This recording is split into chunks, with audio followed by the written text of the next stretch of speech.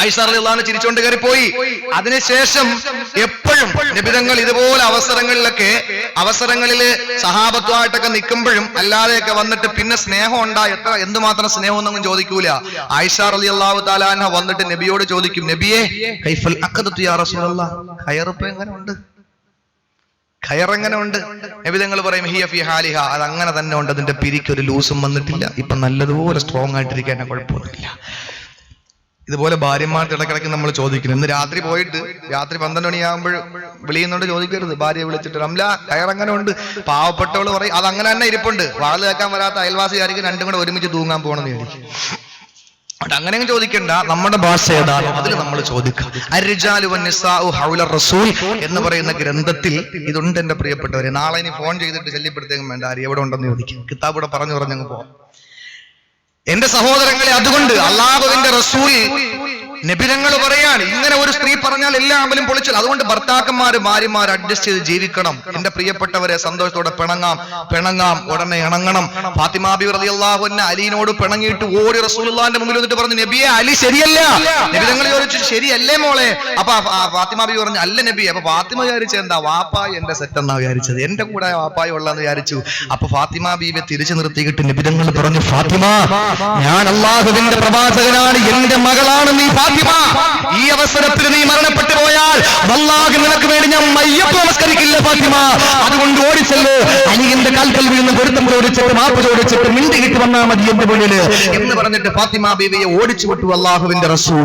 എന്റെ പ്രിയപ്പെട്ടവരെ, എന്തൊരു സ്നേഹമാണ്, എന്തൊരു സന്തോഷമാണ് അവരുടെ ജീവിതത്തിൽ, ആ ഒരു ജീവിതം. അതുകൊണ്ട് നമ്മുടെ ജീവിതത്തിൽ ചെറിയ പിണക്കങ്ങൾ ഇണക്കങ്ങൾ വരും, കലവും ചട്ടിയൊക്കെ ആകുമ്പോൾ തട്ടിമുട്ടിയൊക്കെ ഇരിക്കും. അത് ഞണങ്ങാതെയും ഉടയാതെയൊക്കെ നോക്കണം. അല്ലാതെ നമ്മൾ പ്രശ്നം ഒന്ന് പറഞ്ഞ് രണ്ടാമത്തേന് തൊലാക്ക് ചൊല്ലിയിട്ട് ജമാഅത്ത് കമ്മിറ്റിക്ക് മുസ്ലിയാക്കന്മാർക്കൊന്നും കുഴപ്പമുണ്ടാക്കി വെക്കാതിരുന്നാൽ മതി.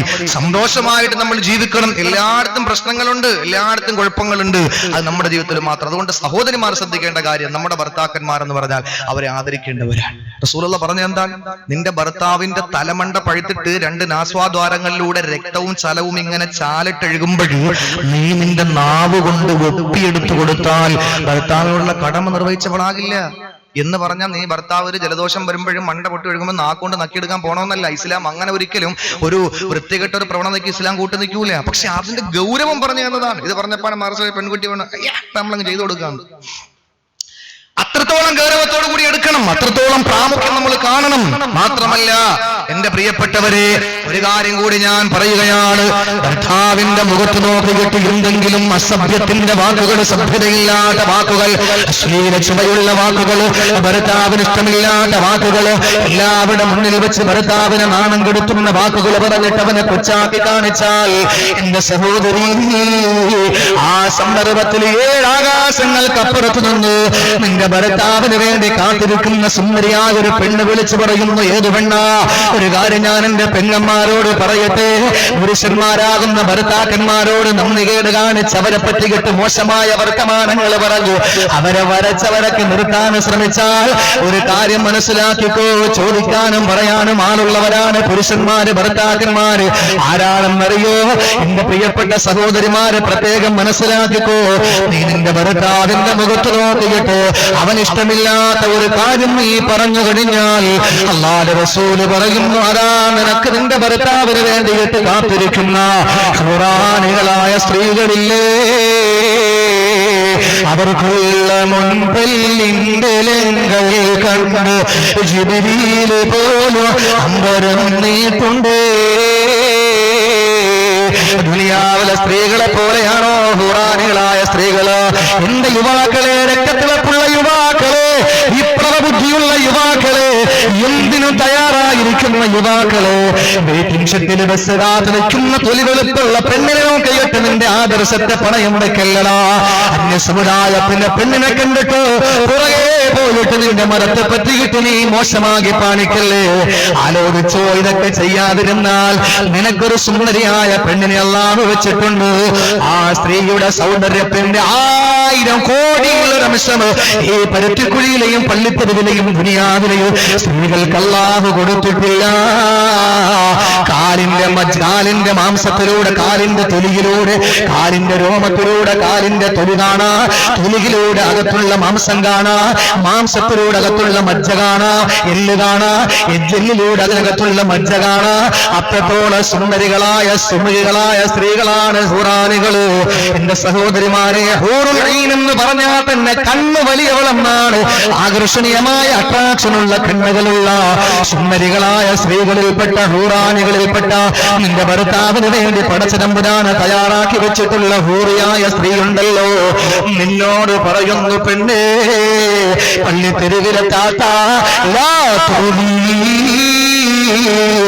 നിന്റെ ഭർത്താവിനെ നീ ബുദ്ധിമുട്ടിക്കേണ്ട പെണ്ണേ, കാത്തലക്കില്ല, അല്ല നിന്നെ വെറുതെ വിടുമെന്ന് നീ ചിന്തിക്കണ്ട.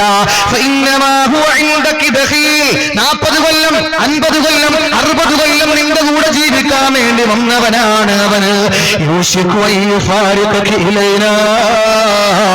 ഞങ്ങളിലേക്ക് നിന്നെ വേർപെട്ടു വരാനിതാ അടുത്തിരിക്കുകയാണ്. അവന്റെ ആത്മാവ് ശരീരത്തോടൊന്ന് വിട ചൊല്ലിക്കഴിഞ്ഞാ പിന്നെ ഞങ്ങൾക്ക് സ്വന്തമാണ് നിന്റെ ഭർത്താവ്.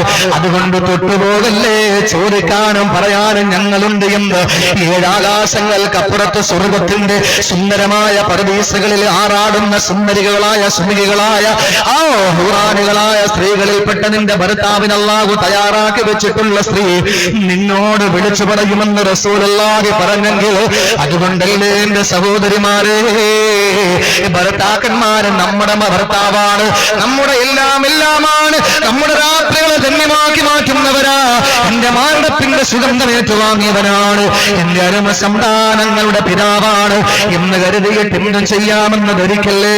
അതുകൊണ്ടാണ് മരിച്ചു 3 കഷണം തുണിയിൽ പൊതിഞ്ഞ് 3 വെള്ളത്തുണിയിൽ പൊതിഞ്ഞ് 3 കെട്ടും കെട്ടിയിട്ട് പള്ളിക്കാട്ടിൽ 6 കാലുള്ള കട്ടിലെടുത്ത് കിടത്തിയിട്ട് പള്ളിക്കാട്ടിൽ കൊണ്ടുവെക്കുമ്പോൾ നമസ്കരിക്കുന്നവര് ദ്വാരക്കുന്നില്ലേ, അല്ലാഹുമ്മ അബ്ദിഹാ സൗജന ഖൈറൻ മിന സൗജിഹാ. അല്ലാഹുവേ, ഇവിടത്തെ ഇണയെക്കാൾ സുന്ദരിയായ ഒരു ഇണയെ, സുന്ദരിയായ ഒരു ഭാര്യ അവിടെ നൽകണേ റഹ്മാനേ എന്ന് ദ്വാരക്കുന്നത് എന്തുകൊണ്ടാ? എന്റെ സഹോദരിമാരെ, നിങ്ങളുടെ ഭർത്താക്കന്മാരെ സ്വർഗത്തിൽ നിങ്ങൾക്ക് കിട്ടും, ശരി തന്നെ. ഹും വസ്വാജുഹും ഫീ ളിലാലിൻ അലല്ലറായികി മുത്തഖിഊൻ. കാര്യം ശരി തന്നെ, നിങ്ങളും നിങ്ങളുടെ ഇണകളും നാളെ സ്വർഗത്തിന്റെ ചാരുകസേരയിൽ ചാരിയിരിക്കുമെന്ന് ഖുർആൻ പറഞ്ഞെങ്കിൽ ശരി തന്നെ. പക്ഷേ നിങ്ങളുടെ ഭർത്താക്കന്മാർക്ക് നിങ്ങളല്ലാത്ത ചില ഭാര്യമാര് കൂടി എവിടെയുണ്ട്, അവരുടെ പേരാണ് ഹൂറുൽ ഐൻ. നമ്മൾ മാത്രമല്ല, അതുകൊണ്ട് അവർ നിങ്ങളോട് പറയും തൊട്ട് പോകരുത്, സൂക്ഷിച്ചു കളിക്കണം. ഇത് നിങ്ങൾക്ക് പറയാൻ പറ്റൂല, എനിക്ക് ധൈര്യമായിട്ട് പറയാം. കാരണം എന്താ, എന്റെ ഭാര്യ ഇവിടെ ഇല്ല, നിങ്ങളുടെ ഭാര്യയുടെ നിങ്ങൾ പറയാം, ചോദിക്കാനും പറയാൻ ആളുണ്ട് കേട്ടാ എന്ന് പറഞ്ഞാൽ അവൾ പറയും, ചുമ്മാതല്ല 2-3 മാസം കൊണ്ട് ഫോൺ വരുമ്പോ കിണറിന്റെ മുകളിലോട്ട് ഓടുന്നത് എന്ന് അവൾ പറയും. അതുകൊണ്ട് എന്റെ പ്രിയപ്പെട്ടവരെ, നമുക്ക് ധൈര്യമായിട്ടിരിക്കാം. അള്ളാഹുവിന്റെ നമ്മുടെ സഹോദരിമാർക്ക് അല്ല പുറത്തു കൊടുക്കട്ടെ.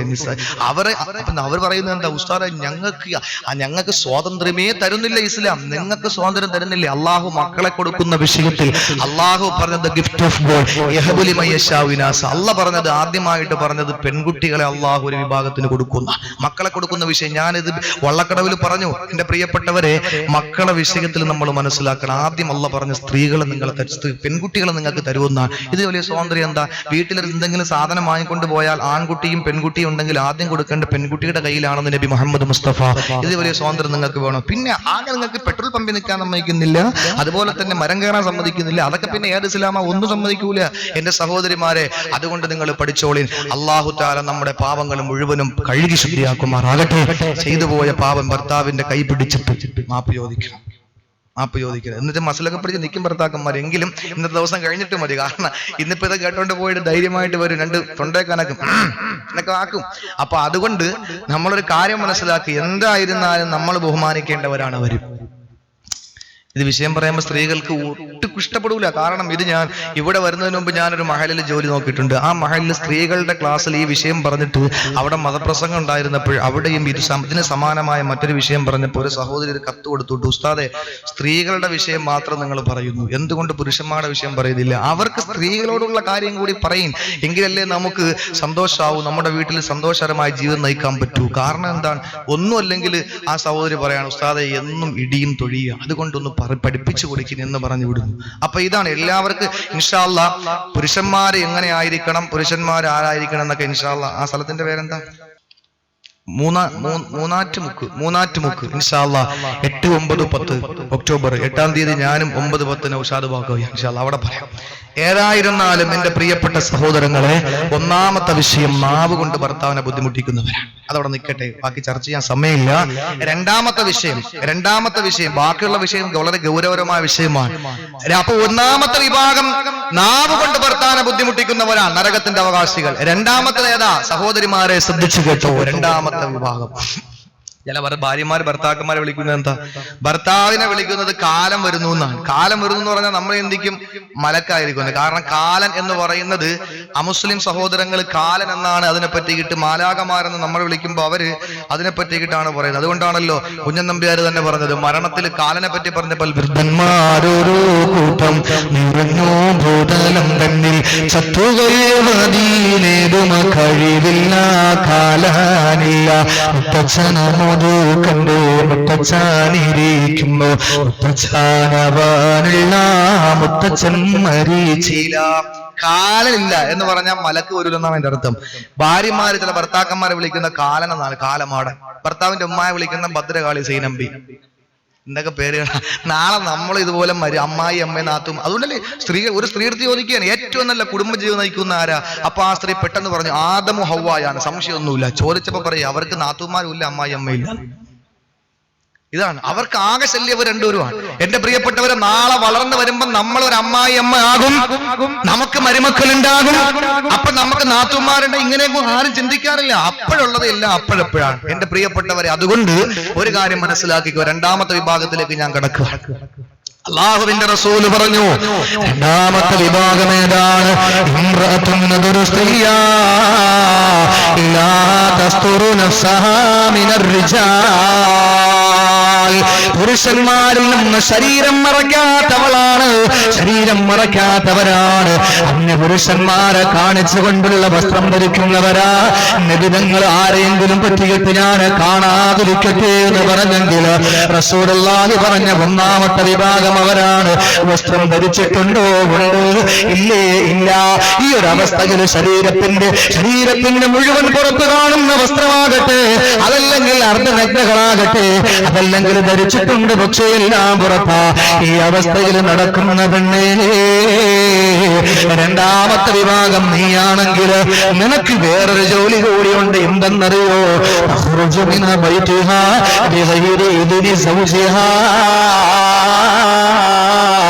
ഭർത്താവിന്റെ അനുവാദമില്ലാതെ വീട് വിട്ട് പുറത്തു പോകുന്നവളാ. സർക്യൂട്ട് ഭർത്താവ് അറിയാതെ പുറത്തു പോകുന്നു. എങ്ങനെയാണ്? ശരീരം മറച്ചിട്ടില്ല.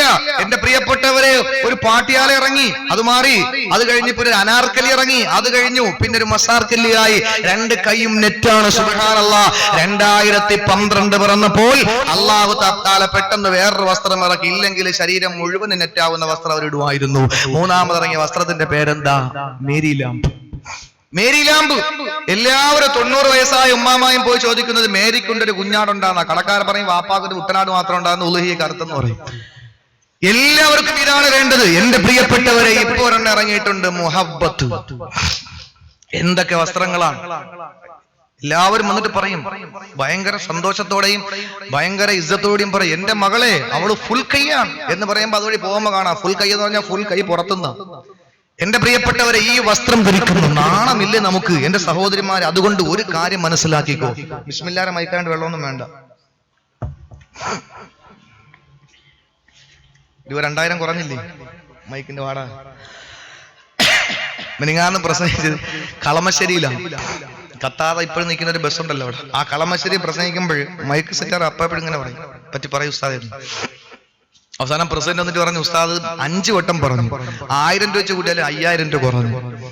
പിന്നെ അവസാനം പാവപ്പെട്ടവരല്ലേ, അള്ളാഹു തആല എന്തായിരുന്നാലും എല്ലാ ഉസ്താദന്മാരും ഇങ്ങോട്ട് വരുമ്പോൾ പറയുന്ന ബിസ്മില്ലാഹിന്റെ കാര്യം. എന്റെ പ്രിയപ്പെട്ടവരെ, അതുകൊണ്ട് രണ്ടാമത്തെ വിഭാഗം ശരീരം മറയ്ക്കാത്തവരാണ്, മാത്രമല്ല അനുവാദമില്ലാതെ പുറത്തു പോകുന്നവരാണ്. അനുവാദമില്ലാതെ പുറത്ത് ശരീരം മറയ്ക്കുന്ന വിഷയമൊന്നും പറയാനുള്ള ടൈം നമുക്കില്ല. ഒരു പക്ഷേ ഞാൻ പറയുമ്പോൾ അത് നാളെ ഇവിടെ ചർച്ചയായേക്കാം. അതുകൊണ്ട് ഞാൻ ആ വിഷയത്തിലേക്ക് കടക്കുന്നില്ല. എന്നായിരുന്നാലും ഒരു കാര്യം പറയാം, ഏതെങ്കിലും ഒരു സ്ത്രീ അവൾ വസ്ത്രം ധരിക്കുമ്പോൾ ഏതെങ്കിലും ഒരു പുരുഷന്റെ വികാരത്തെ ഇളക്കി വിടുന്ന രീതിയിൽ ഒരു വസ്ത്രം ധരിച്ചുകൊണ്ട് റോഡിലൂടെ നടന്നു പോകുമ്പോൾ ഏതെങ്കിലും ഒരു പുരുഷൻ അതിന്റെ പേരിൽ വ്യഭിചരിക്കാനിട വന്നാൽ അതിന്റെ പൂർണ്ണ ഉത്തരവാദിത്വം നീയാണ്. സംശയമില്ലാത്ത കാര്യമാണ്. അതിന്റെ പൂർണ്ണ ഉത്തരവാദിത്വം ആ സ്ത്രീ ഏറ്റെടുക്കേണ്ടി വരും. കാരണം എന്താ? നോക്കുന്നത് മാത്രമല്ല, അള്ളാഹുവിന്റെ റസൂൽ പറയുന്ന നോക്കുന്നവനെയും നോക്കപ്പെടുന്നവരെയും അള്ളാഹു ശപിച്ചിരിക്കുന്നു നബി മുഹമ്മദ് മുസ്തഫ. എന്തുകൊണ്ടാ? വഴിയിൽ നിൽക്കുന്ന നോക്കുന്നവരെ മാത്രമല്ല, നോക്കണമെങ്കിൽ നിനക്ക് നോക്കണമെങ്കിൽ മറ്റുള്ളവർ എന്നോ നോക്കട്ടെ എന്ന് പറഞ്ഞിട്ടാ പോകുന്നത്. എന്റെ പ്രിയപ്പെട്ടവരെ, അപ്പൊ നോക്കാൻ വേണ്ടിയിട്ട് അതിന് കാരണമാകുന്നതിന് നീ വസ്ത്രം ധരിച്ചു കഴിഞ്ഞാൽ അതിന് മുഴുവൻ കാരണങ്ങളും ഉത്തരവാദിത്വവും നിന്റെ മണ്ടയിൽ തലയിൽ കെട്ടിവെക്കുന്നതിന് സംശയമില്ല. അതുകൊണ്ട് അടങ്ങി ഒതുങ്ങി കഴിഞ്ഞോ. വിശാലമായിട്ട് ഞാൻ ആ വസ്ത്രദാനത്തെ പറ്റി പറയുന്നില്ല. എന്റെ സഹോദരിമാര്, എന്ത് അന്തസ്സുള്ള വസ്ത്രമാണ് പർദ്ദയും ധരിച്ച് റാഹത്തായിട്ട് നടക്കുക. ഒരു സ്ഥലത്ത് പ്രസംഗത്തിന് പോകുമ്പോൾ പ്രത്യേകമായി എന്നോട് പറഞ്ഞു, ഉസ്താദേ ഔറത്തിന്റെ കാര്യമൊന്നും പറയണ്ട, പർദ്ദ ധരിച്ച് നടക്കുന്ന സ്ത്രീകളെ പറ്റി കിട്ടി. ഇവിടെ ഒരു വിഭാഗം സ്ത്രീകൾ പറയുന്നു, പർദ്ദ ധരിച്ചവരൊക്കെ ശരിയാണ്, ദാടി വെച്ച് പോയാൽ പറയുന്നത് എന്താ? ദാടിക്കാരന്മാരെല്ലാം ശരിയാണെന്നാ പറയുന്നത്. എന്റെ പ്രിയപ്പെട്ടവരെ, ആരെങ്കിലും എന്തെങ്കിലും ചെയ്തു എന്ന് പറഞ്ഞിട്ട് മൊത്തം അവിടെ മണ്ടേ കെട്ടി വെക്കാൻ പറ്റുമോ? നടന്ന് പെണ്ണ് കെട്ടുന്ന ഒരാളെ കണ്ടിട്ട് നിക്കാഹ് ഹറാമാണെന്ന് പറയാൻ പറ്റുമോ? എന്റെ പ്രിയപ്പെട്ടവരെ, അങ്ങനെയൊന്നുമില്ല. അതുകൊണ്ട് നമ്മളൊരു കാര്യം മനസ്സിലാക്കണം, പരിപൂർണമായി ഈ ഔറത്തും.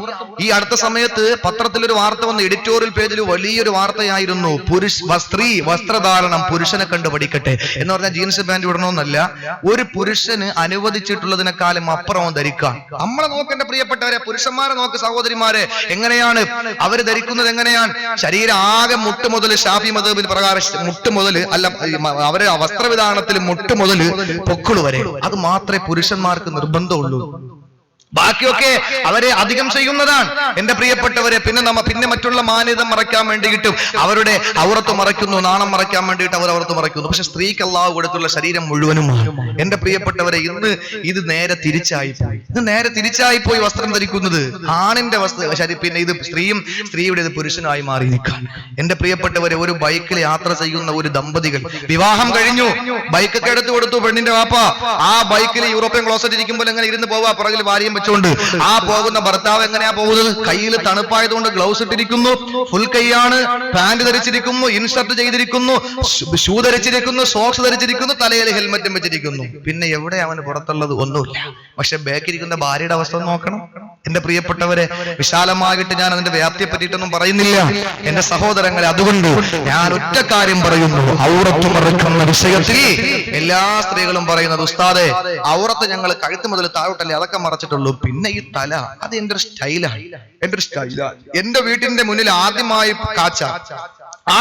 പൂത്ത ആ പിച്ചിപ്പൂവിന്റെ, മുല്ലപ്പൂവിന്റെ ഒരു മാല ഉണ്ടാക്കിയിട്ട് എന്റെ തലയിൽ വെച്ചുകൊണ്ട് പോകുമ്പോ ഞാൻ പിന്നെ എങ്ങനെ ഉസ്താദേ? അല്ലെങ്കിൽ എന്റെ മകള് വാപ്പ കൊടുത്തേച്ച ബോയല്ലേ തലയിൽ വെച്ചിരിക്കുന്നത്, എല്ലാവരും ഒന്ന് കാണട്ടെ എന്ന് പറഞ്ഞിട്ട് തല തുറന്നിട്ടാൽ ഒരു മുടി നീ തുറന്നിട്ടാനുള്ള അവസ്ഥ. ഒരു കാര്യം ഉറപ്പാണ്, നിന്റെ കൂടെ അള്ളാഹുവിന്റെ മലക്കുകൾ ഉണ്ടാവില്ല. 2 വീട്ടിൽ അള്ളാഹുവിന്റെ റഹ്മത്തിന്റെ മലക്കെടുക്കൂല. ഒന്ന് പട്ടിയുള്ള വീട്ടിലും, നാളെ പട്ടിയാണ് വിഷയം അല്ലേ,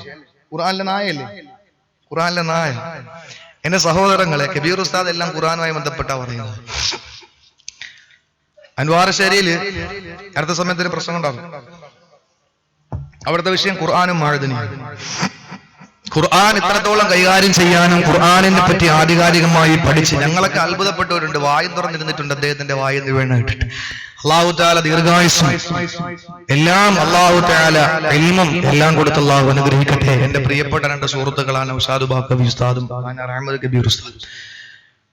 എന്റെ പ്രിയപ്പെട്ടവരെ, അതുകൊണ്ട് നായയുള്ള വീട്ടിൽ അള്ളാഹുവിന്റെ റഹ്മത്തിന്റെ മലക്കെടുക്കൂല. അതുപോലെ അള്ളാഹുവിന്റെ റസൂല് പറഞ്ഞു, ഒരു രൂപം ഉള്ള വീട്ടിൽ ഫോട്ടോ വെച്ചിരിക്കാൻ, ദുബായിൽ നിൽക്കുന്ന ഭർത്താവിന്റെ ഫോട്ടോ വെച്ചിരിക്കാൻ ഹാളിൽ തന്നെ വെച്ചിട്ടുണ്ട്. ബാത്റൂമിൽ നിന്ന് ഇറങ്ങിയാലും കാണാം, അടുക്കളയിൽ നിന്ന് കയറിയാലും കാണാം, സിറ്റ് ഔട്ടിൽ നിന്ന് കയറിയാലും കാണാം, ബെഡ്റൂമിൽ നിന്ന് ഇറങ്ങിയാലും കാണാം. രാവിലെ എന്നും കാണാൻ വേണ്ടിയിട്ട് വെച്ചിരിക്കാം. നിന്റെ ഭർത്താവിനെ പറ്റി ഒന്നും ഓർമ്മ ഉണ്ടാകും, പക്ഷേ റഹ്മത്തിന്റെ മലക്കെടുക്കൂല. അള്ളാഹുവിന്റെ കോടിക്കണക്കായ മാലാകമാര്, ആ മാലാകമാരുടെ എണ്ണം നിങ്ങൾക്കറിയോ എന്റെ സഹോദരങ്ങളെ?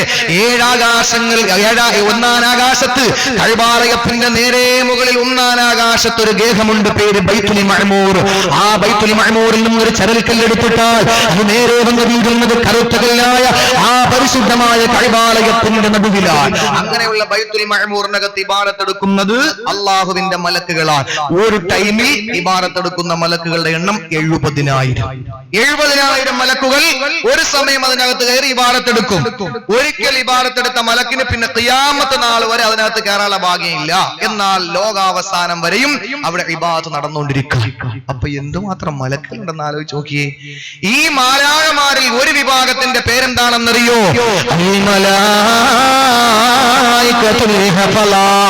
പ്രൊട്ടക്ഷന്റെ മാലാകമാരെന്നാണ്, സംരക്ഷണത്തിന്റെ മാലാകമാരെന്നാണ്. ആരെയാണ് സംരക്ഷിക്കുന്നത്? ആരെയാണ് പ്രൊട്ടക്ട് ചെയ്യുന്നത്? പ്രൊട്ടക്ഷന്റെ മാലാകമാരെന്നാണ്, സംരക്ഷണത്തിന്റെ മാലാകമാരെന്നാണ്. ആരെയാണ് സംരക്ഷിക്കുന്നത്? ആരെയാണ് പ്രൊട്ടക്ട് ചെയ്യുന്നത്? യഹ്ഫളൂനൽ മുഅ്മിനീന വൽ മുഅ്മിനാത്ത്, വിശ്വാസികളെയും വിശ്വാസിനികളെയും അത് പ്രൊട്ടക്ട് ചെയ്യുകയാണ്. ആ വിശ്വാസികളെയും വിശ്വാസിനികളെയും സംരക്ഷിക്കുന്ന മലക്കുകളുടെ പേരാണ് ആ ഹഫളത്തിന്റെ മാലാകമാര്. ആപത്തിൽ നിന്ന്, അപകടങ്ങളിൽ നിന്ന് രക്ഷപ്പെടുത്താൻ വേണ്ടി അള്ളാഹു ഒരു വിഭാഗത്ത് ഇറക്കിയിട്ടുണ്ട്. ഈ മലക്കുകളാണ് അടുക്കൂല എന്ന് പറഞ്ഞ 2 വീട്ടില്. മൂന്നാമത് എന്റെ ഇടതുഭാഗത്തും വലതുഭാഗത്തും ഒക്കെ ഇരിക്കുന്ന സഹോദരിമാരുടെ കൂട്ടത്തിലാണ്. ഏത് സഹോദരിമാരാണ്? അള്ളാഹുവിന്റെ റസൂലിന്റെ പ്രവാചകന്റെ പ്രബോധനത്തിന്റെ പ്രചരണത്തിന്റെ പ്രഥമഘട്ടം ഖദീജ റളിയല്ലാഹു തആല അൻഹ നബി തങ്ങളുടെ പ്രിയപ്പെട്ട ഭാര്യ. ഖദീജ റളിയല്ലാഹു അടുക്കലേക്കാണ് ഓടി വന്നത്. പരിശുദ്ധമായ കഅബാലയത്തിൽ നിന്ന് 5 കിലോമീറ്റർ അപ്പുറത്തുള്ള ജബലുൻ നൂർ 1 മണിക്കൂർ യാത്ര ചെയ്താൽ മാത്രം താഴെ നിന്ന് മുകളിലെത്തും. എന്റെ പ്രിയപ്പെട്ടവരെ, അങ്ങനെയുള്ള ജബലുൻ നൂറിന്റെ മുകളിൽ ഹിറാ ഗുഹയിൽ 4 ഭാഗത്ത് പാറകൾ കൊണ്ട് നിർമ്മിക്കപ്പെട്ട, അതല്ലെങ്കിൽ പാറകളാൽ ആവരണം ചെയ്യപ്പെട്ട ഗുഹയ്ക്കകത്ത് അല്ലാഹുവിന്റെ റസൂൽ ധ്യാന നിമഗ്നനായിരിക്കുമ്പോഴാ ജിബ്രീൽ എന്ന മാലാഖ ഇറങ്ങി വരുന്നത്. പേടിച്ച് ഓടി വന്ന് ഖദീജ റളിയല്ലാഹു അൻഹയുടെ അടുക്കലേക്ക്. നമ്മൾ ആലോചിക്കണം, ഇന്നത്തെ പോലെ സംവിധാനങ്ങളൊന്നുമില്ല. കല്ലുകളും മുള്ളുകളും നിറഞ്ഞ ആ മലയോരത്തു കൂടി റസൂലുള്ള ഓടി ഓടി ഓടി ഓടി ഇപ്പോഴത്തെ ഒറ്റയ്ക്ക് അവിടെ പോയാൽ പേടിച്ചു പോകുന്ന അവസ്ഥയാണ്. ഇത്രയും പുരോഗമനങ്ങൾ ഉണ്ടായിട്ട് ആ ഒരവസ്ഥയിൽ ഓടി അങ്ങ് ചെന്നിട്ട് പറഞ്ഞു, ഖദീജ സമ്മിലൂനി ഖദീജ, എന്നെ ഒന്ന് പെട്ടെന്ന് പുതച്ചേ, എനിക്ക് വല്ലാതെ കിടുങ്ങലാണ്, പനിയാണ്. നമ്മുടെ ഭാര്യമാരുടെ അടുക്കൽ നമ്മൾ ഓടി വന്നിട്ട് പറയാൻ, പുതപ്പിട്ടൊന്ന് മൂടുത്താ പേടിച്ചു എന്ന് പറഞ്ഞാൽ ചോദിക്കും, എവിടെ പോയിട്ടാ വന്നത് പേടിച്ചത് എന്ന് ചോദിക്കും. അള്ളാഹുവിന്റെ റസൂലിനെ പുതച്ചു കൊടുത്തു ഖദീജ റളിയല്ലാഹു അൻഹ പുതച്ചു മൂടിയിട്ട് പറഞ്ഞു, നബി നിങ്ങൾ വിഷമിക്കണ്ട. എന്നിട്ട് നബി തങ്ങളുടെ വിശേഷണങ്ങളൊക്കെ ഇങ്ങനെ പറഞ്ഞു കൊടുത്തു. അവസാനം പറഞ്ഞു, ഒരവസരത്തിൽ ഒരു ദിവസം വന്നിട്ട് പറഞ്ഞു, ഖദീജ റളിയല്ലാഹു അൻഹ പറഞ്ഞു, നബിയെ എനിക്കൊരു ആഗ്രഹമുണ്ട്, സാധിപ്പിച്ചു തരും. മൂന്നാമത്തെ വിഷയം അതാണ്, ഞാൻ പറഞ്ഞുതരാം. അള്ളാഹുവിന്റെ റസൂലിനോട് പറയാൻ, എനിക്കൊരു ആഗ്രഹമുണ്ട്, സാധിപ്പിച്ചു തരണം. ഖദീജ റളിയല്ലാഹു അൻഹയുടെ മുഖത്ത് നോക്കി റസൂലുള്ളാഹി പറഞ്ഞു, എന്ത് ആഗ്രഹമാണ്? പറഞ്ഞോ, ധൈര്യമായിട്ട് പറഞ്ഞോ, ഞാനല്ലേ നിനക്ക്, ധൈര്യമായിട്ട് പറഞ്ഞോ. റസൂലുള്ളാഹിയോട് പറഞ്ഞു, നബിയെ വേറൊരു ആഗ്രഹമില്ല, ഇനി ജിബ്രീൽ വരുമ്പോ എനിക്കൊന്ന് കാണിച്ചു തരണം. അത്രേ ജിബ്രീൽ വരുമ്പോ ഒന്ന് കാണിച്ചു തരണം. നബി തങ്ങൾ പറഞ്ഞു, ഖദീജ വരട്ടെ, ഞാൻ കാണിച്ചു തരാം, നീ കാണുമെങ്കിൽ കണ്ടോ. ഒരു ദിവസം അല്ലാഹുവിന്റെ റസൂലിന്റെ അടുക്കൽ ജിബ്രീൽ കടന്നു വന്നു. ആ ഒരു സാഹചര്യത്തിൽ റസൂലുള്ള വലതുഭാഗത്തിരിക്കുന്നു, ഖദീജ റളിയല്ലാഹു അൻഹ ഇടതുഭാഗത്തിരിക്കുന്നു. ജിബ്രീൽ കടന്നു വന്നു. നബി തങ്ങൾ പറഞ്ഞു, ഖദീജ ദാ ജിബ്രീൽ വന്നിട്ടുണ്ട്, കണ്ടോ. അല്ലാഹുവിന്റെ റസൂൽ ജിബ്രീൽ വന്ന കാര്യം ഖദീജയെ ബോധിപ്പിക്കുമ്പോൾ ഖദീജ റളിയല്ലാഹു തആല അൻഹ നോക്കുന്നു, നബിയേ ഞാൻ ജിബ്രീലിനെ കാണുന്നില്ല, നബിയേ നിങ്ങൾ കാണുന്നുണ്ടോ? അതേ ഖദീജ, ഞാൻ കണ്ടുകൊണ്ടിരിക്കുകയാണ്, ജിബ്രീലിനെ നിനക്ക് കാണാൻ കഴിയുന്നില്ലേ? ഇല്ലെന്ന് പറഞ്ഞിട്ട് ഖദീജ ബുദ്ധിമതിയാണ്, കുലീനയാണ്. ആ ഖദീജ റളിയല്ലാഹു അൻഹ റസൂലുള്ളാഹിയോട് പറയുന്നു, നബിയേ നിങ്ങൾ ഇരിക്കുന്ന സ്ഥലത്തിരുന്നാലും മാത്രമേ ജിബ്രീലിനെ കാണാൻ കഴിയുള്ളെങ്കിലോ അതുകൊണ്ട് എഴുന്നേക്കും യാ റസൂലല്ലാഹ് ഇജ്ലിസ് അലാ യസാരി എന്റെ ഇടതുഭാഗത്ത് വന്നിരിക്കും നബിയെ നിങ്ങൾ ഇരുന്ന ഭാഗത്ത് ഞാൻ ഇരിക്കാം നബി തങ്ങളെ പിടിച്ച് ഖദീജ റളിയല്ലാഹു അൻഹ ഇരുന്നിടത്തിരുത്തി എന്നിട്ട് നബി തങ്ങൾ ഇരുന്ന ഭാഗത്ത് ഖദീജയും ഇരുന്നു റസൂലുള്ളാഹി കാണുന്നു പക്ഷേ ജിബ്രീലിനെ ഖദീജയ്ക്ക് കാണാൻ കഴിയുന്നില്ല കുറച്ചു നേരം നിശബ്ദയായിരുന്ന ഖദീജ റസൂലുള്ളാഹിയോട് പറയുന്നു നബിയെ എനിക്ക് കാണാൻ കഴിയുന്നില്ല ഇടവും വലവുമല്ല പ്രശ്നം നിങ്ങൾ ഇരിക്കുന്നതിന്റെ നേരെ മുകളിലെ ജിബ്രീൽ വരോളെങ്കിലോ അതുകൊണ്ട് യാ റസൂലല്ലാഹ് ഇജ്ലിസ് അലാ ഹിജ്രി നബിതങ്ങളെ പിടിച്ച് എഴുന്നേൽപ്പിച്ചിട്ട് ഖദീജ റളിയല്ലാഹു അൻഹയുടെ മടിത്തട്ടിലിരുത്തി നബിയെ നബിതങ്ങളെ പിടിച്ച് ഖദീജ മടിയിലിരുത്തുമ്പോൾ റസൂലുള്ളാഹ് കാണുന്നു പക്ഷേ ഖദീജ കാണുന്നില്ല കുറച്ചു നേരം കഴിഞ്ഞപ്പോൾ ഖദീജ പറഞ്ഞു നബിയേ എനിക്ക് കാണാൻ കഴിയുന്നില്ല എന്തുകൊണ്ടാണെന്നറിയില്ല നിങ്ങളോ നബിയേ ഖദീജ എനിക്കിപ്പോഴും കാണാൻ കഴിയുന്നു അല്ലാതെ വിഷമിച്ചുകൊണ്ട് കുറച്ചു നേരം നിശബ്ദയായിരുന്നു ഖദീജ റളിയല്ലാഹു അൻഹ പെട്ടെന്ന് നബിയോട് ചോദിക്കുന്നു നബിയേ ഇപ്പോഴും നിങ്ങൾ ജിബ്രീലിനെ കാണുന്നുണ്ടോ അല്ലാഹുവിന്റെ റസൂല് നോക്കുമ്പോ ജിബ്രീൽ മാഞ്ഞുപോയി സമാധാനത്തിന്റെ മലക്ക് ജിബ്രീൽ ആ മുന്നിൽ നിന്ന് മാഞ്ഞുപോയി റസൂലുള്ളാഹി പറഞ്ഞു ഖദീജ ഇപ്പോഴും കാണുന്നില്ല അപ്പോൾ ഖദീജ എഴുന്നേറ്റ് റസൂലുള്ളാഹിയെ പിടിച്ചുകൊണ്ട് പറയുന്നു നബിയേ നബിയേ നബിയേ വല്ലാഹി ആ വന്നത് മലക്കാണ് ആ വന്നത് ഒറിജിനൽ മലക്ക് ജിബ്രീലാണ് എന്തേ ഖദീജ നിനക്ക് ഇത്ര ഉറപ്പ് നബിയേ ഞാൻ വന്നത് പിശാചാണോ ജിബ്രീലാണോ മലക്കാണോ പിശാചാണോ എന്ന് പരിശോധിക്കാം ഞാൻ ഒരു അടവ് പയറ്റി നബിയേ എന്ത് തന്ത്രമാണ് എന്ത് സൂത്രമാണ് ഖദീജ നീ പയറ്റിയത് റസൂലുള്ളാഹിയോട് ഖദീജ പറഞ്ഞ മറുപടി കേൾക്കണോ ഗൾഫുകാരന്റെ ഭാര്യ അതല്ലെങ്കിൽ വിദേശ രാജ്യത്ത് പണിയെടുക്കുന്ന സഹോദരന്റെ ഭാര്യ അതല്ലെങ്കിലോ എന്റെ സഹോദരിമാരെ എവിടെയോ ആയിക്കൊള്ളട്ടെ നിങ്ങളുടെ ഭർത്താക്കന്മാരറിയാതെ അല്ലെങ്കിൽ ഭർത്താക്കന്മാരില്ലാത്ത കന്യാവിവാഹം കഴിയാത്ത സഹോദരിമാരെ തല തുറന്നിട്ടുകൊണ്ട് ബാക്കി മുഴുവനും ഔറപ്പാണ് എന്ന് പറഞ്ഞിട്ട് നടന്ന പർദ്ദ ധരിച്ചിട്ടുണ്ട് ഫുൾ കൈ നൈറ്റ് ധരിച്ചിട്ടുണ്ട് ഫുൾ കൈ ചുരിദാർ ധരിച്ചിട്ടുണ്ട് എല്ലാം ഓക്കെയാണ് പക്ഷേ ഉസ്താദേ എന്റെ തലയിലാകെ 10 സെന്റിമീറ്റർ വീതിയുള്ള ഒരു തുണിയെ ഞാൻ തലയിലിട്ടിട്ടുള്ളൂ തല മാത്രമേ മറഞ്ഞിട്ടുള്ളൂ തലമുടി മറഞ്ഞിട്ടില്ല എന്ന് ഉസ്താദിന്റെ മുമ്പിൽ കുമ്പസരിക്കുന്ന എന്റെ പെണ്ണുകളെ ഖദീജ റളിയല്ലാഹു അൻഹ പറയുന്നു നബിയേ ഞാൻ വന്നത് പിശാചാണോ മലക്കാണോ എന്ന് പരിശോധിക്കാം എന്റെ തലയിൽ കിടന്ന തട്ടം ഞാൻ അങ്ങ് മാറ്റി 2-3 മുടി ഞാൻ എടുത്ത് പുറത്തിട്ടു മുസ്തഫ അപ്പോഴാണ് ജിബ്രീൽ മാഞ്ഞു പോയത് അതേ റസൂലുള്ളാഹി പറഞ്ഞു ഖദീജ ഒരു മലക്കിന് പെണ്ണിന്റെ ഔറപ്പ് കാണുന്നത് ലജ്ജയാണ് വെറുപ്പാണ് അറപ്പാ ഇബ്ലീസായിരുന്നെങ്കിൽ പിശാചായിരുന്നെങ്കിൽ അവിടെ നിന്ന് ആ തലമുടിയുടെ സൗന്ദര്യം കണ്ടിട്ടേ പോകുമായിരുന്നുള്ളൂ മലക്കുകളാണെങ്കിൽ അവർ മാറിപ്പോകും ഏത് മലക്കുകളാൽ മലായികത്തുൽ ഹഫള പ്രൊട്ടക്ഷന്റെ മാലാകമാരാ പെങ്ങളെ നിന്നെ പ്രൊട്ടക്ട് ചെയ്യണ്ടേ നിന്നെ സംരക്ഷിക്കണ്ടേ അപകടത്തിന് സംരക്ഷിക്കണ്ടേ ആപത്തിന് സംരക്ഷിക്കണ്ടേ അതുകൊണ്ട് തലയുടെ ഒരു ലോകം തുറന്നിട്ട് നടന്ന മലക്കുകൾ നിന്റെ കൂടെ വരൂല പെങ്ങള് പിശാചിന്റെ സങ്കേതമായിരിക്കും നിന്റെ പുറകെ നിഴല് പോലെ പിശാചായിരിക്കും വരുന്നത് അതുകൊണ്ട് ഓർത്തോ വഴിയരികിലെ വെയിറ്റിംഗ് ഷെഡിന്റെ മുമ്പിൽ തൊലിവെളുത്ത സ്ത്രീയുടെ ശരീരത്തിന്റെ അവയവങ്ങളുടെ നഗ്നതകൾ കാണാൻ വേണ്ടി കാത്തിരിക്കുന്നവരെ നിങ്ങൾ ഇബ്ലീസിന്റെ കുഞ്ഞന്മാരാ ഇബ്ലീസിന്റെ മക്കളാ മലക്കുകളുടെ കൂട്ടത്തിൽ നിങ്ങളെ പെടുത്താൻ കഴിയില്ല അതുപോലെ ശരീരത്തിന്റെ തലമുടി തുറന്നിട്ടുകൊണ്ട് നടന്ന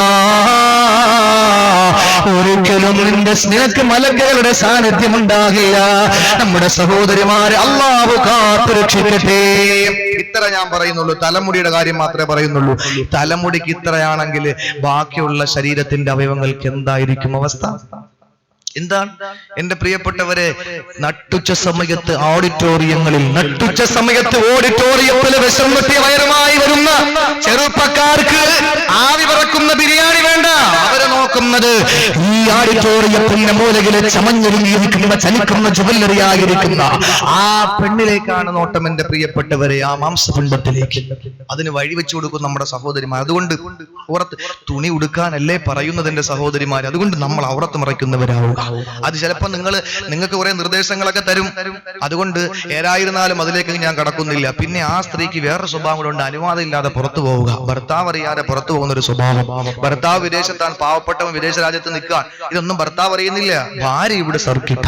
എന്റെ പ്രിയപ്പെട്ടവരെ, ലാൻഡ് ഫോൺ ആണെങ്കിൽ പണ്ട് ലാൻഡ് ഫോണിൽ വിളിക്കുമ്പോൾ വീട്ടിലുണ്ടോ ഇല്ലെന്ന് അറിയാം. ഇപ്പൊ ലാൻഡ് ഫോണിന്റെ കാര്യമൊക്കെ മാറിയില്ലേ, ഇപ്പൊ മൊബൈൽ ആയല്ലോ. ഇപ്പൊ ഒരു വിരലിന്റെ നീളവും വീതിയുള്ള മൊബൈൽ വരെ ഉണ്ട്. ഇനി ഇൻഷാ അല്ലാഹ് വിരൽ പുച്ഛത്തിന്റെ വീതിയും ഉള്ള മൊബൈൽ വരും. പിന്നെ ഇനിയിപ്പോ ഈ കണ്ണില് കണ്ണാടി വെക്കാൻ നാണക്കേടുള്ളവർ എന്ത് ചെയ്യുന്നറിയാമോ, കണ്ണിലൊരു ലെൻസ് വെക്കും. അതുപോലെ ഇനി ഒരു സാധനം കിട്ടും, അത് വാങ്ങി ചെവിക്ക് അകത്തോട്ട് കയറ്റി വെച്ചിരുന്നാൽ നമുക്ക് ധൈര്യമായിട്ട് ആരും കാണാതെ നടന്നു പോകുമ്പോൾ സംസാരിച്ചാൽ മാത്രം മതി. അങ്ങനത്തെ മൊബൈലൊക്കെ ഇറങ്ങും. എല്ലാം മാറി വരികയല്ലേ, എല്ലാം മാറി വരികയാണ്. ഇൻഷാ അല്ലാഹ് മൂന്നാറ്റുമുക്കി നമുക്ക് പറയണം, മദ്യപാനത്തിന്റെ പേരൊക്കെ മാറി. ഇപ്പൊ എല്ലാവരും പണ്ടൊക്കെ ചോദിക്കുന്ന മദ്യപിക്കാറുണ്ടോ എന്നാ ചോദിക്കുന്നത്, അതൊക്കെ മാറി. ഇപ്പൊ എല്ലാവരും ചോദിക്കുന്ന കള്ളുകുടി എന്നൊക്കെ മാറ്റിയിട്ട് ഇപ്പൊ ചോദിക്കുന്ന വെള്ളം അടിയുന്ന. വെള്ളം അടിക്കാറുണ്ടോ എന്ന് വെച്ചാൽ വെള്ളം അത് ഒഴിച്ചുവിടാൻ പറ്റാത്ത കാര്യമാണല്ലോ, അതും മാറി. ഇപ്പൊ ചോദിക്കുന്നത് കഴിക്കാറുണ്ടോ എന്നാ. ഈ കഴിപ്പും വെള്ളം കൂടിയൊക്കെ ഒഴിച്ചുവിടാൻ പറ്റാത്ത കാര്യമാണ്. അങ്ങനെ ആയിരിക്കാൻ 2015 നമ്മൾ ജീവിച്ചിരിക്കുകയും നോക്കിയോ, അന്ന് എല്ലാവരും പരസ്പരം ചോദിക്കുന്നതായിരിക്കും, ശ്വാസം വിടാറുണ്ടോ എന്ന് ചോദിക്കും. അതിന്റെ അർത്ഥം എന്താ, മദ്യപിക്കാറുണ്ടോ എന്നായിരിക്കും. കാരണം മനുഷ്യന് ഒഴിച്ചുവിടാൻ പറ്റാത്ത കാര്യമായിട്ട് എല്ലാത്തിന്റെയും പേര് മാറി വന്നിരിക്കാം, എല്ലാത്തിന്റെയും പേര് മാറി വന്നിരിക്കാൻ. അതുകൊണ്ട് എന്റെ പ്രിയപ്പെട്ടവരെ, പള്ളികളിൽ നോക്ക്, പള്ളികളിൽ പണ്ട് കാലങ്ങളിൽ ഒന്നിന്റെ ആവശ്യമില്ല. ഇപ്പൊ പള്ളികളില് ഇടക്കാലങ്ങളിൽ പള്ളികൾ എഴുതി വെക്കും, മൊബൈൽ ഫോൺ ഓഫ് ആക്കുക. ഇപ്പൊ അതും മാറ്റി, ഒരു പള്ളിയിലും ഓഫ് ആക്കുക. പഴയ സ്റ്റിക്കർ ആണെങ്കിൽ അങ്ങനെ തന്നെ ഉണ്ടായിരിക്കും. ഇപ്പൊ അതും മാറ്റി എഴുതി വെച്ചിരിക്കുക, മൊബൈൽ ഫോൺ സൈലന്റ് ആക്കുക. അങ്ങനെ ആയിരിക്കും.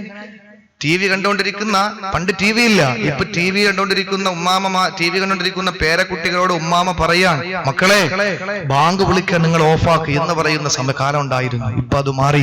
ഇപ്പൊ ഉമ്മാമാര് പറയും, മക്കളെ ബാങ്ക് വിളിക്കാൻ ഓളെയും കുറച്ച് വെക്ക് മക്കളെ.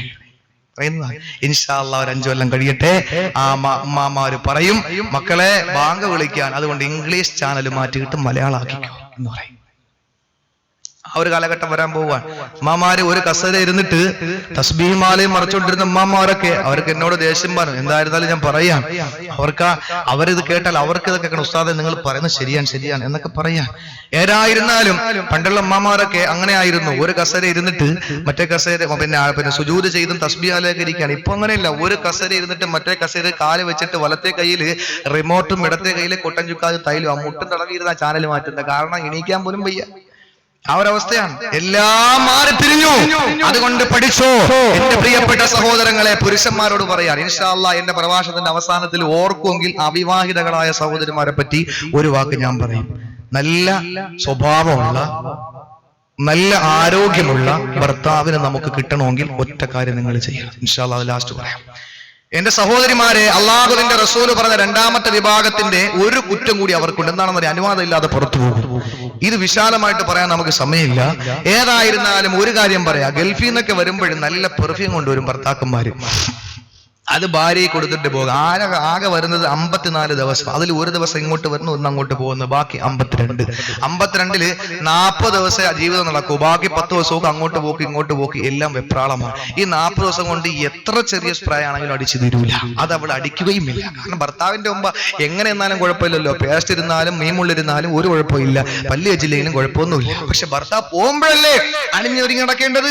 സഹോദരിമാര് പറയുന്നത് അങ്ങനെയാണ്. അല്ലാഹ് ഇവിടെ 2 കീറൽ വന്നു, ഇവിടെ ഈ നൈറ്റി ഒട്ടും കൊള്ളൂല, അതെന്തായാലും വീട്ടിയിടാം. പിന്നെ നല്ല ഒരെണ്ണം കിട്ടിയപ്പോൾ അത് എവിടെയെങ്കിലും പോകുമ്പോ ഇടാം. എന്തിനു വേണ്ടിയിട്ടാ? വീട്ടിൽ ഇരിക്കുമ്പോൾ നിങ്ങളല്ലേ കാണും, വേറെ ആരും കാണാനില്ലല്ലോ. അതുകൊണ്ട് തീറിയാലും കുഴപ്പമില്ല, അതല്ലെങ്കിൽ കൊള്ളൂലെങ്കിലും കുഴപ്പമില്ല, നിങ്ങൾ അങ്ങ് സഹിക്കുമല്ലോ. എന്തായാലും തലയിൽ വെച്ചല്ലോ. ഒരു ഭർത്താവും ഭാര്യയായിട്ട് സംസാരിക്കാൻ, ഭാര്യ ചോദിക്കുന്നു, ഭാര്യ ചോദിക്കുന്നു, അടുത്ത നാളെ നമ്മുടെ വെഡിങ് ആനിവേഴ്സറിയാ, നിങ്ങളൊന്നും അറിഞ്ഞില്ലേ? അപ്പൊ ഭർത്താവ് പറഞ്ഞു, ആരെങ്കിലും ദുരന്തത്തെ പറ്റി ഓർക്കുവോ? ദുരന്തം ആരും ഓർക്കാറില്ല. എന്തായിരുന്നാലും നാളത്തെ പ്രോഗ്രാം എന്താ? ഭർത്താവ് പറഞ്ഞു, നാളെ എന്താണെന്ന് എന്റെ വീടിന്റെ മുമ്പിൽ ഞാനൊരു കരിങ്കൊടി നാട്ടാൻ പോവാ. ദുരന്തത്തിന്റെ 1ാം വാർഷികം. അതുകൊണ്ട് എന്റെ പ്രിയപ്പെട്ട സഹോദരങ്ങളെ, സഹോദരിമാരെ, ഈ വിഷയം ഗൗരവത്തോടു കൂടി നിങ്ങൾ എടുക്കണം.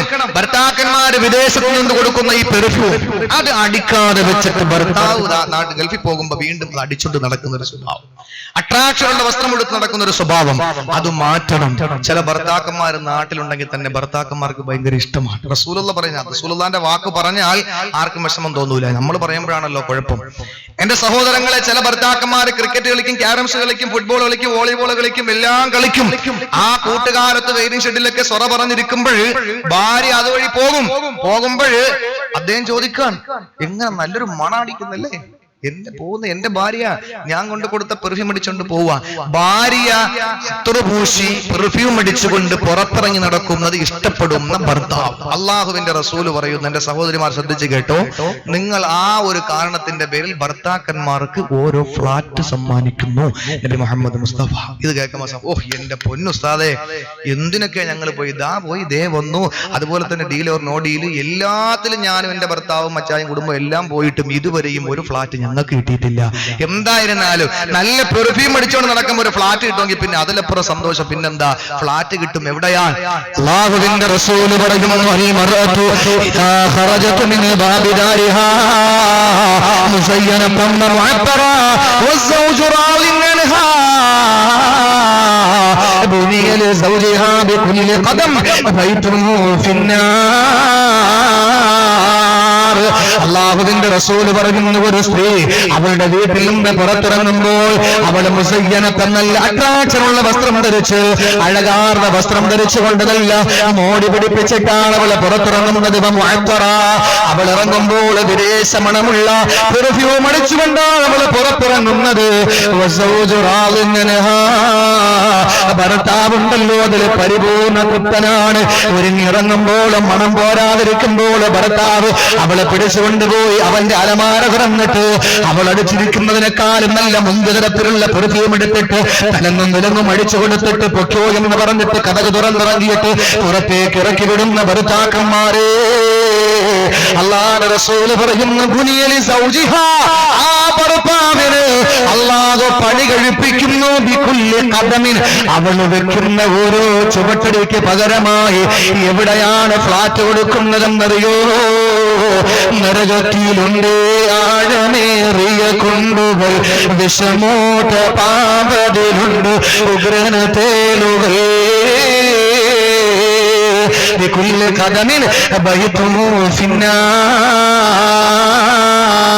ഓരോ ചുവട്ടടിക്ക് പകരമായിട്ട് നാളെ നരകത്തിൽ ഓരോ കെട്ടിടം നിർമ്മിച്ചു കൊടുക്കുന്നു.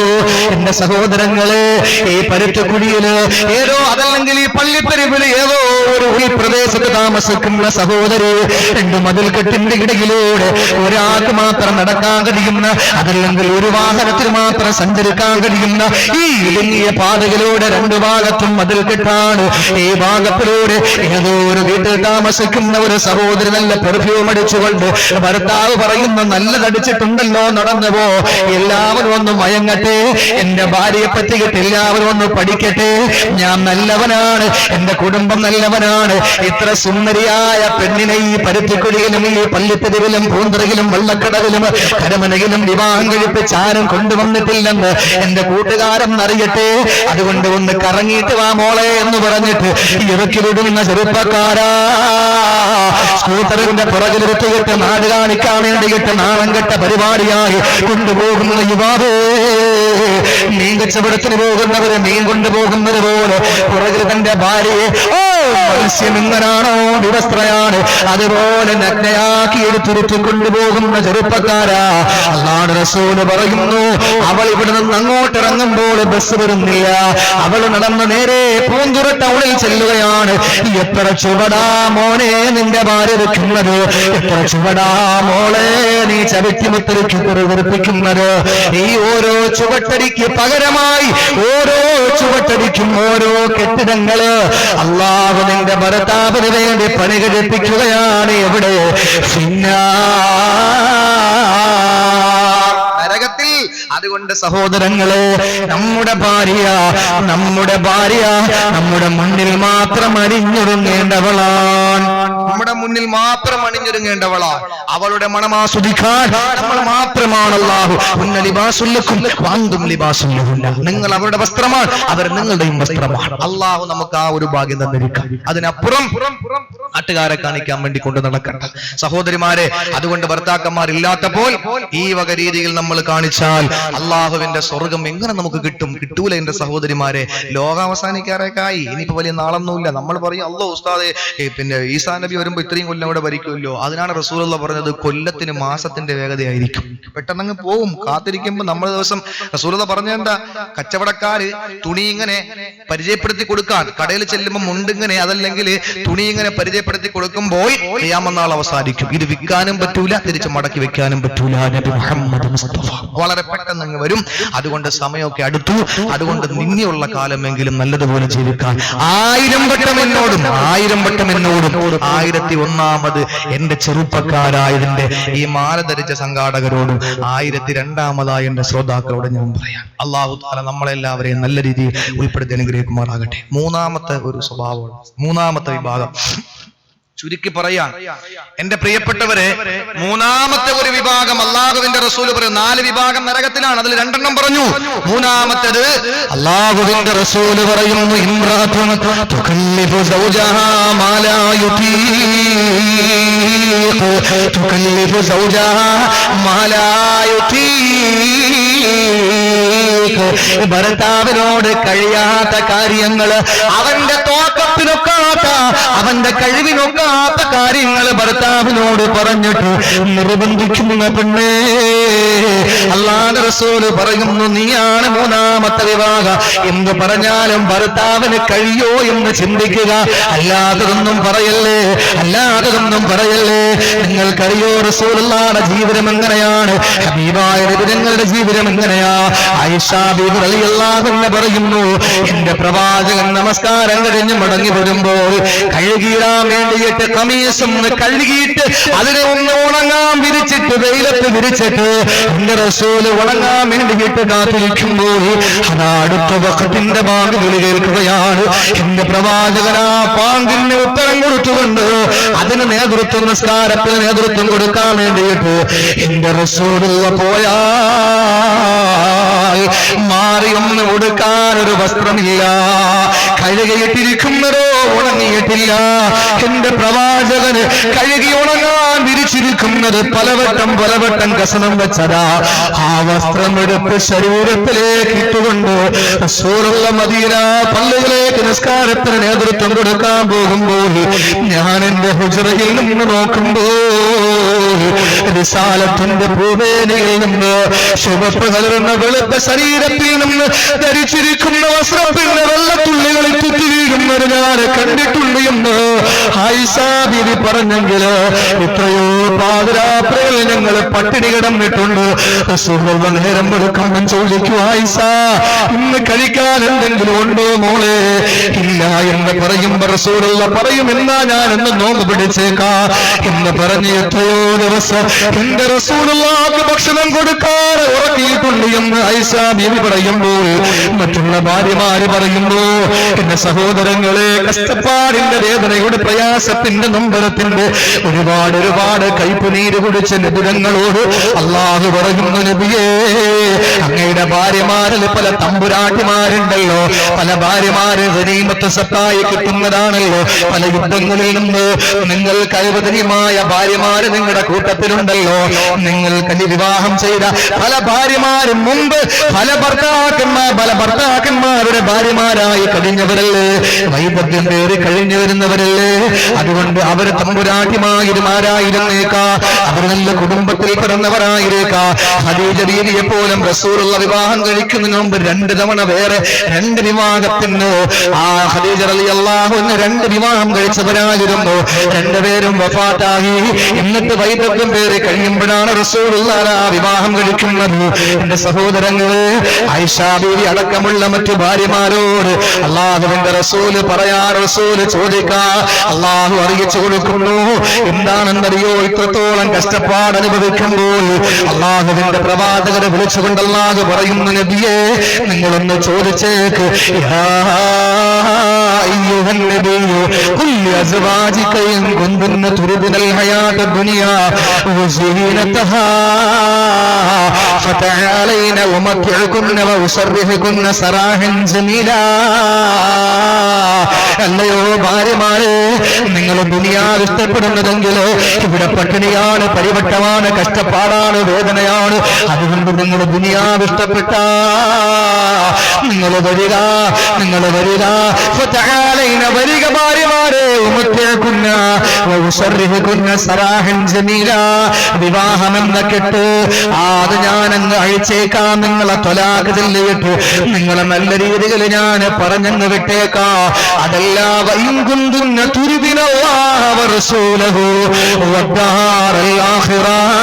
അല്ലാഹുവിനെയും അവന്റെ പ്രവാചകനെയും അതുപോലെ പരലോകത്തെയും ഇഷ്ടപ്പെടുന്നെങ്കിൽ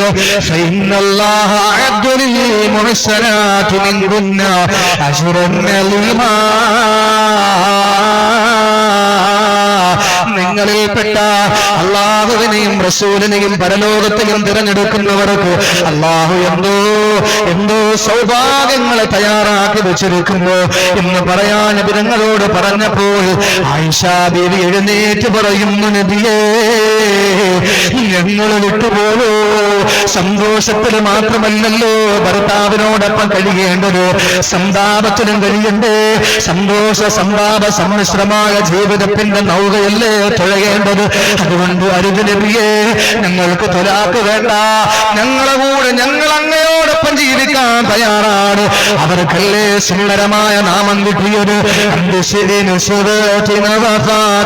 മുസ്തഫ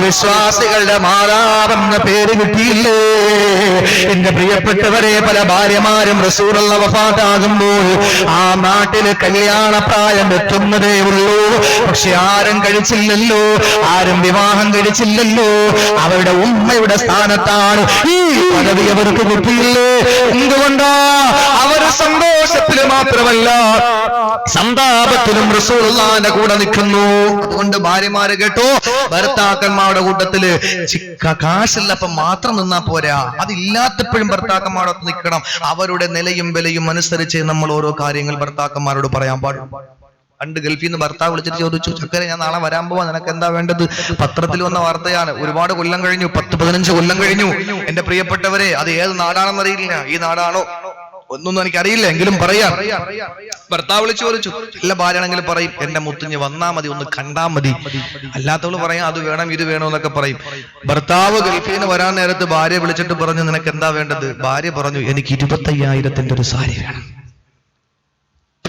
15 കൊല്ലങ്ങൾക്ക് മുമ്പ് 25,000 സാരി എന്ന് പറഞ്ഞാൽ ഇന്നത്തെ 2.5 ലക്ഷം രൂപയുടെ സാരിയാവും പാവപ്പെട്ട ഭർത്താവ് വാങ്ങി ഏറ്റവും മുകളിൽ തന്നെ അത് വെക്കുകയും ചെയ്തു കാരണം എയർപോർട്ടിൽ വരുമ്പോഴും ഇങ്ങനെ നോക്കും പൊക്കി അത് ഉണ്ടെങ്കിലേ വണ്ടിക്കകത്ത് കയറ്റൂ ഭാര്യ ഇല്ലെങ്കിൽ കയറ്റൂല അങ്ങനെ ഏതായിരുന്നാലും കൊണ്ടുവന്നു അതുമായി വീട്ടിൽ വന്നു ഇന്നും ഭാര്യ എഴുത നോക്കും അല്ല ആരും മരിക്കുന്നില്ല ആരും പ്രസവിക്കുന്നില്ല ഇതൊന്നും ഉടുക്കണമല്ലോ എല്ലാവരുടെ മുമ്പ് ഒന്ന് ഉടുത്തോണ്ട് ഇറങ്ങണമല്ലോ അങ്ങനെ ഇരിക്കുമ്പോൾ ഭർത്താവിന്റെ അടുത്ത ബന്ധത്തിൽ ഒരു കല്യാണം നടന്നു വിവാഹം നടന്നു അപ്പൊ അൽഹംദുലില്ലാ ഉടുക്കാൻ പറ്റിയൊരു അവസരം പക്ഷെ വില കൂടുന്തോറും ഒരു കുഴപ്പമുണ്ട് കഴുകാൻ പറ്റൂല പട്ടുസാരിയൊക്കെ വെയിലത്തിട്ട് അഡ്ജസ്റ്റ് ചെയ്യാനേ പറ്റൂ അല്ലാതെ കഴുകാൻ പറ്റൂല അത് സഹോദരിമാർക്കറിയാം ഈ സാരി എങ്ങനെ കഴുകാൻ പറ്റൂല സഹോദരി സാരിയൊക്കെ എടുത്തു കൊടുത്തു ഭർത്താവിന് ഡ്രസ്സൊക്കെ എടുത്തു കൊടുത്തു റാഹത്തായി പോകാൻ വേണ്ടി ഇറങ്ങിയപ്പോൾ 6 വർഷം മക്കളില്ലാതിരുന്ന സഹോദരിയാണ് കുടുംബമാണ് ആ സഹോദരിക്ക് 6 മാസം പ്രായമുള്ള ഒരു ആൺകുഞ്ഞിനെ അള്ളാഹ് കൊടുത്തു ആ 6 മാസം പ്രായമായി ഈ കുഞ്ഞിനെ എന്ത് ചെയ്യും ഇന്നത്തെ പോലെ സ്നഗ്ഗിയൊന്നും ഇല്ലാത്ത കാലഘട്ടമാണല്ലോ സഹോദരി ചിന്തിച്ചു സുബ്ഹാനല്ലാഹ് ഈ സാധനത്തിന് എടുത്തോണ്ട് പോയാൽ മൂത്രമൊഴിച്ച എന്ത് ചെയ്യും കുഴഞ്ഞില്ലേ കഴുകാനും പറ്റൂല എന്ത് ചെയ്യും ഈ സഹോദരി പെൺബുദ്ധി പെടലിലാണല്ലോ ഈ സഹോദരി എന്ത് ചെയ്തു? എന്റെ പ്രിയപ്പെട്ടവരെ, സഭ്യതയില്ലാത്തത് ഞാൻ പറഞ്ഞു എന്ന് ധരിക്കരുത്, പത്രത്തിൽ വന്നതാണ്. ഈ സഹോദരി വിദേശ രാജ്യത്ത് നിന്ന് തന്റെ ഭർത്താവ് കൊണ്ടുവന്ന 25,000 സാരി കാണിക്കാൻ വേണ്ടിയിട്ട് 6 വർഷത്തോളം മുട്ടാത്ത വാതിലുകളില്ല. സൂപ്പർ സ്പെഷ്യാലിറ്റി ഹോസ്പിറ്റലുകളുടെ വരാന്തകൾ നിരങ്ങിയിറങ്ങിയിട്ട് കോടികൾ മുടക്കുമ്പോൾ അല്ലാഹു തആല ഒരു കുഞ്ഞിനെ കൊടുത്തു. 6 മാസം പ്രായമുള്ള ആ ആൺകുഞ്ഞിന്റെ ജനനേന്ദ്രിയത്തിൽ റബ്ബറിട്ടു. മൂത്രം ഒഴിക്കണമെന്ന് കാണാം. അങ്ങനെ ഉണ്ട്, കൊണ്ടുപോയി, നേരെ കൊണ്ടുപോയി. എന്റെ പ്രിയപ്പെട്ടവരെ, ഇവിടെ ചെന്ന് ഭാര്യ എല്ലാവരുമായി കുശലാന്വേഷണം നടത്തി. ആ സമയത്ത് കുഞ്ഞ് മൂത്രമൊഴിക്കാൻ കഴിയാതെ ബുദ്ധിമുട്ടുകയാണ്. അവസാനം കുഞ്ഞ് തളർന്നു വീണു. എന്റെ പ്രിയപ്പെട്ടവരെ, ആ സന്ദർഭത്തിൽ വരന്റെ പാർട്ടിക്കാർ വന്ന വാഹനത്തിൽ എടുത്തിട്ട് അടുത്തുള്ള ഹോസ്പിറ്റലിൽ കൊണ്ടുപോകുമ്പോൾ അതിനിടയിൽ ആ കുഞ്ഞ് മരണപ്പെട്ടു. ആലോചിക്കണം നമ്മുടെ സഹോദരിമാരുടെ അവസ്ഥ എന്താ.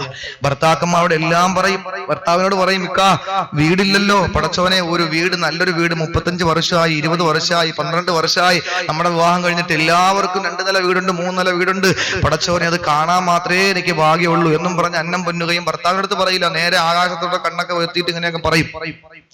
എല്ലാം ആകാശത്തോട്ട് കാണിക്കുന്നതുകൊണ്ടാണ് വിമാന ദുരന്തം കൂടുതൽ ഉണ്ടാവുന്നത്. എല്ലാം അങ്ങനെയാണല്ലോ, എന്ത് പറഞ്ഞാലും പ്രാക്കെല്ലാം ആകാശത്തോട്ട് നോക്കിയിട്ട്.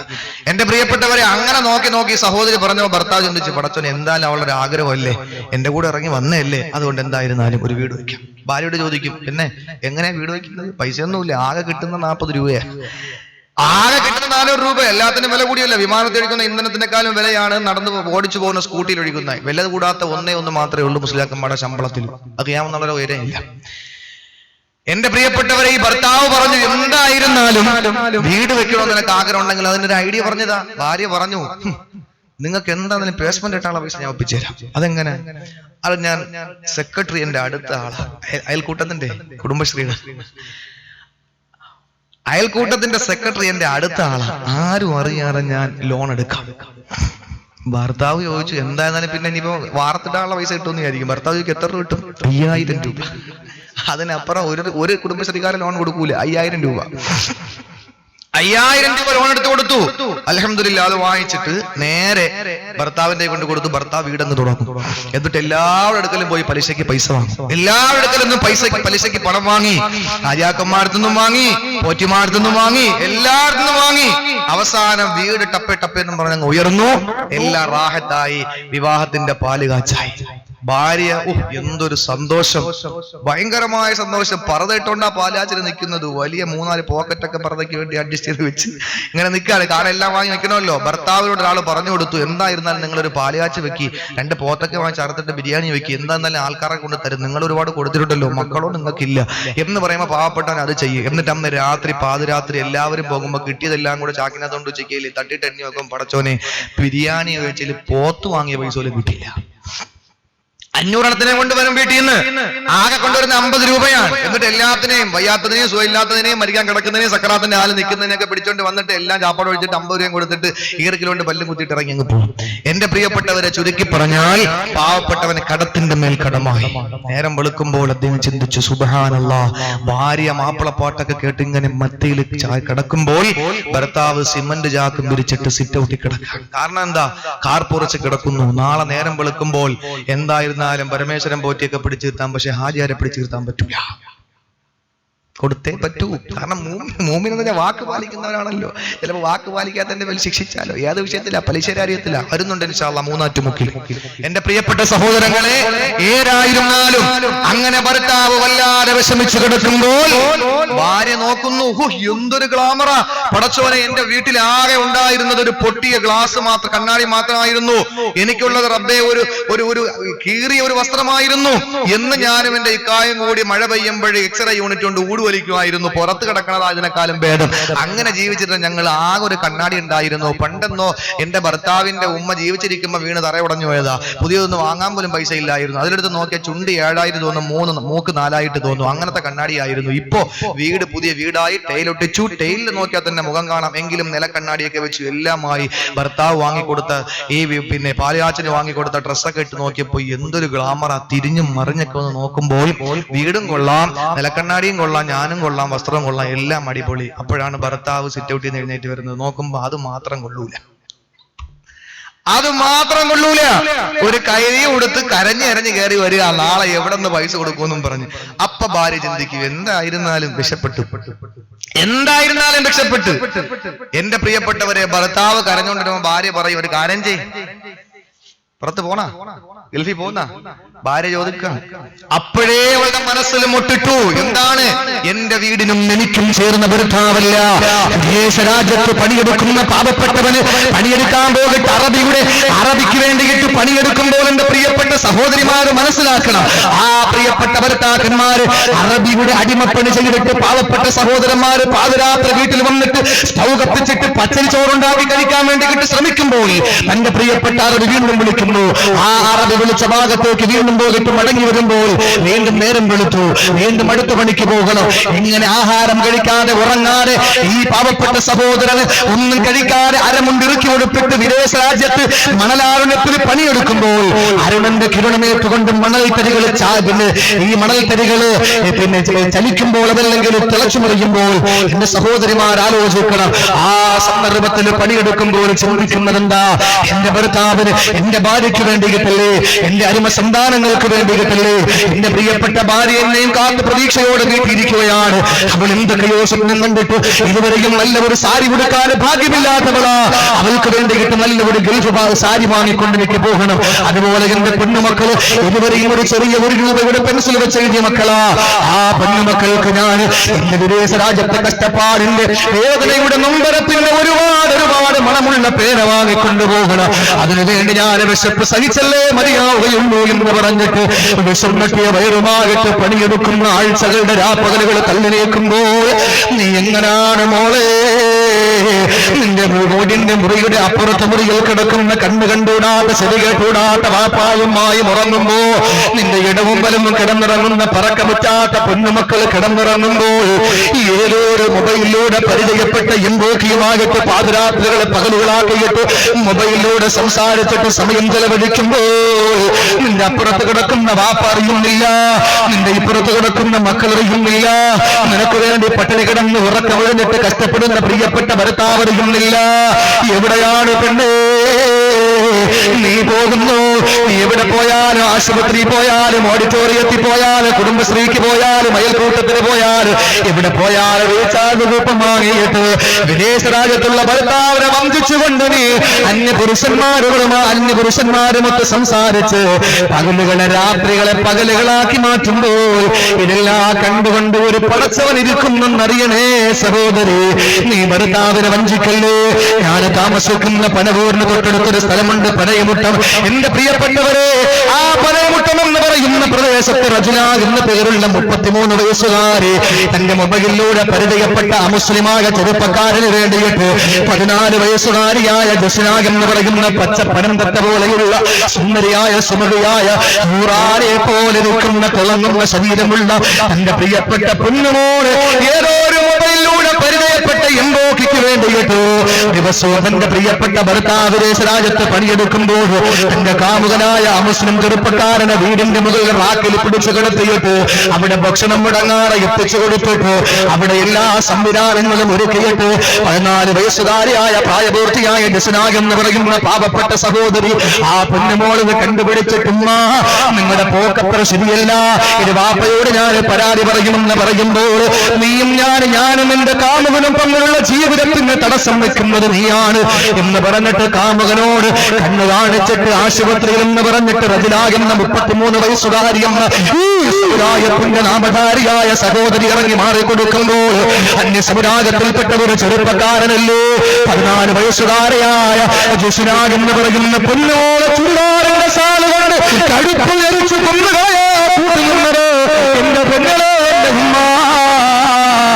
ഈ സമുദായത്തിന്റെ പേരുള്ള നിന്നെ പോലുള്ളേ പ്രസവിച്ചതാണോ? ചിന്തിക്കണേ എന്റെ സഹോദരിമാരെ.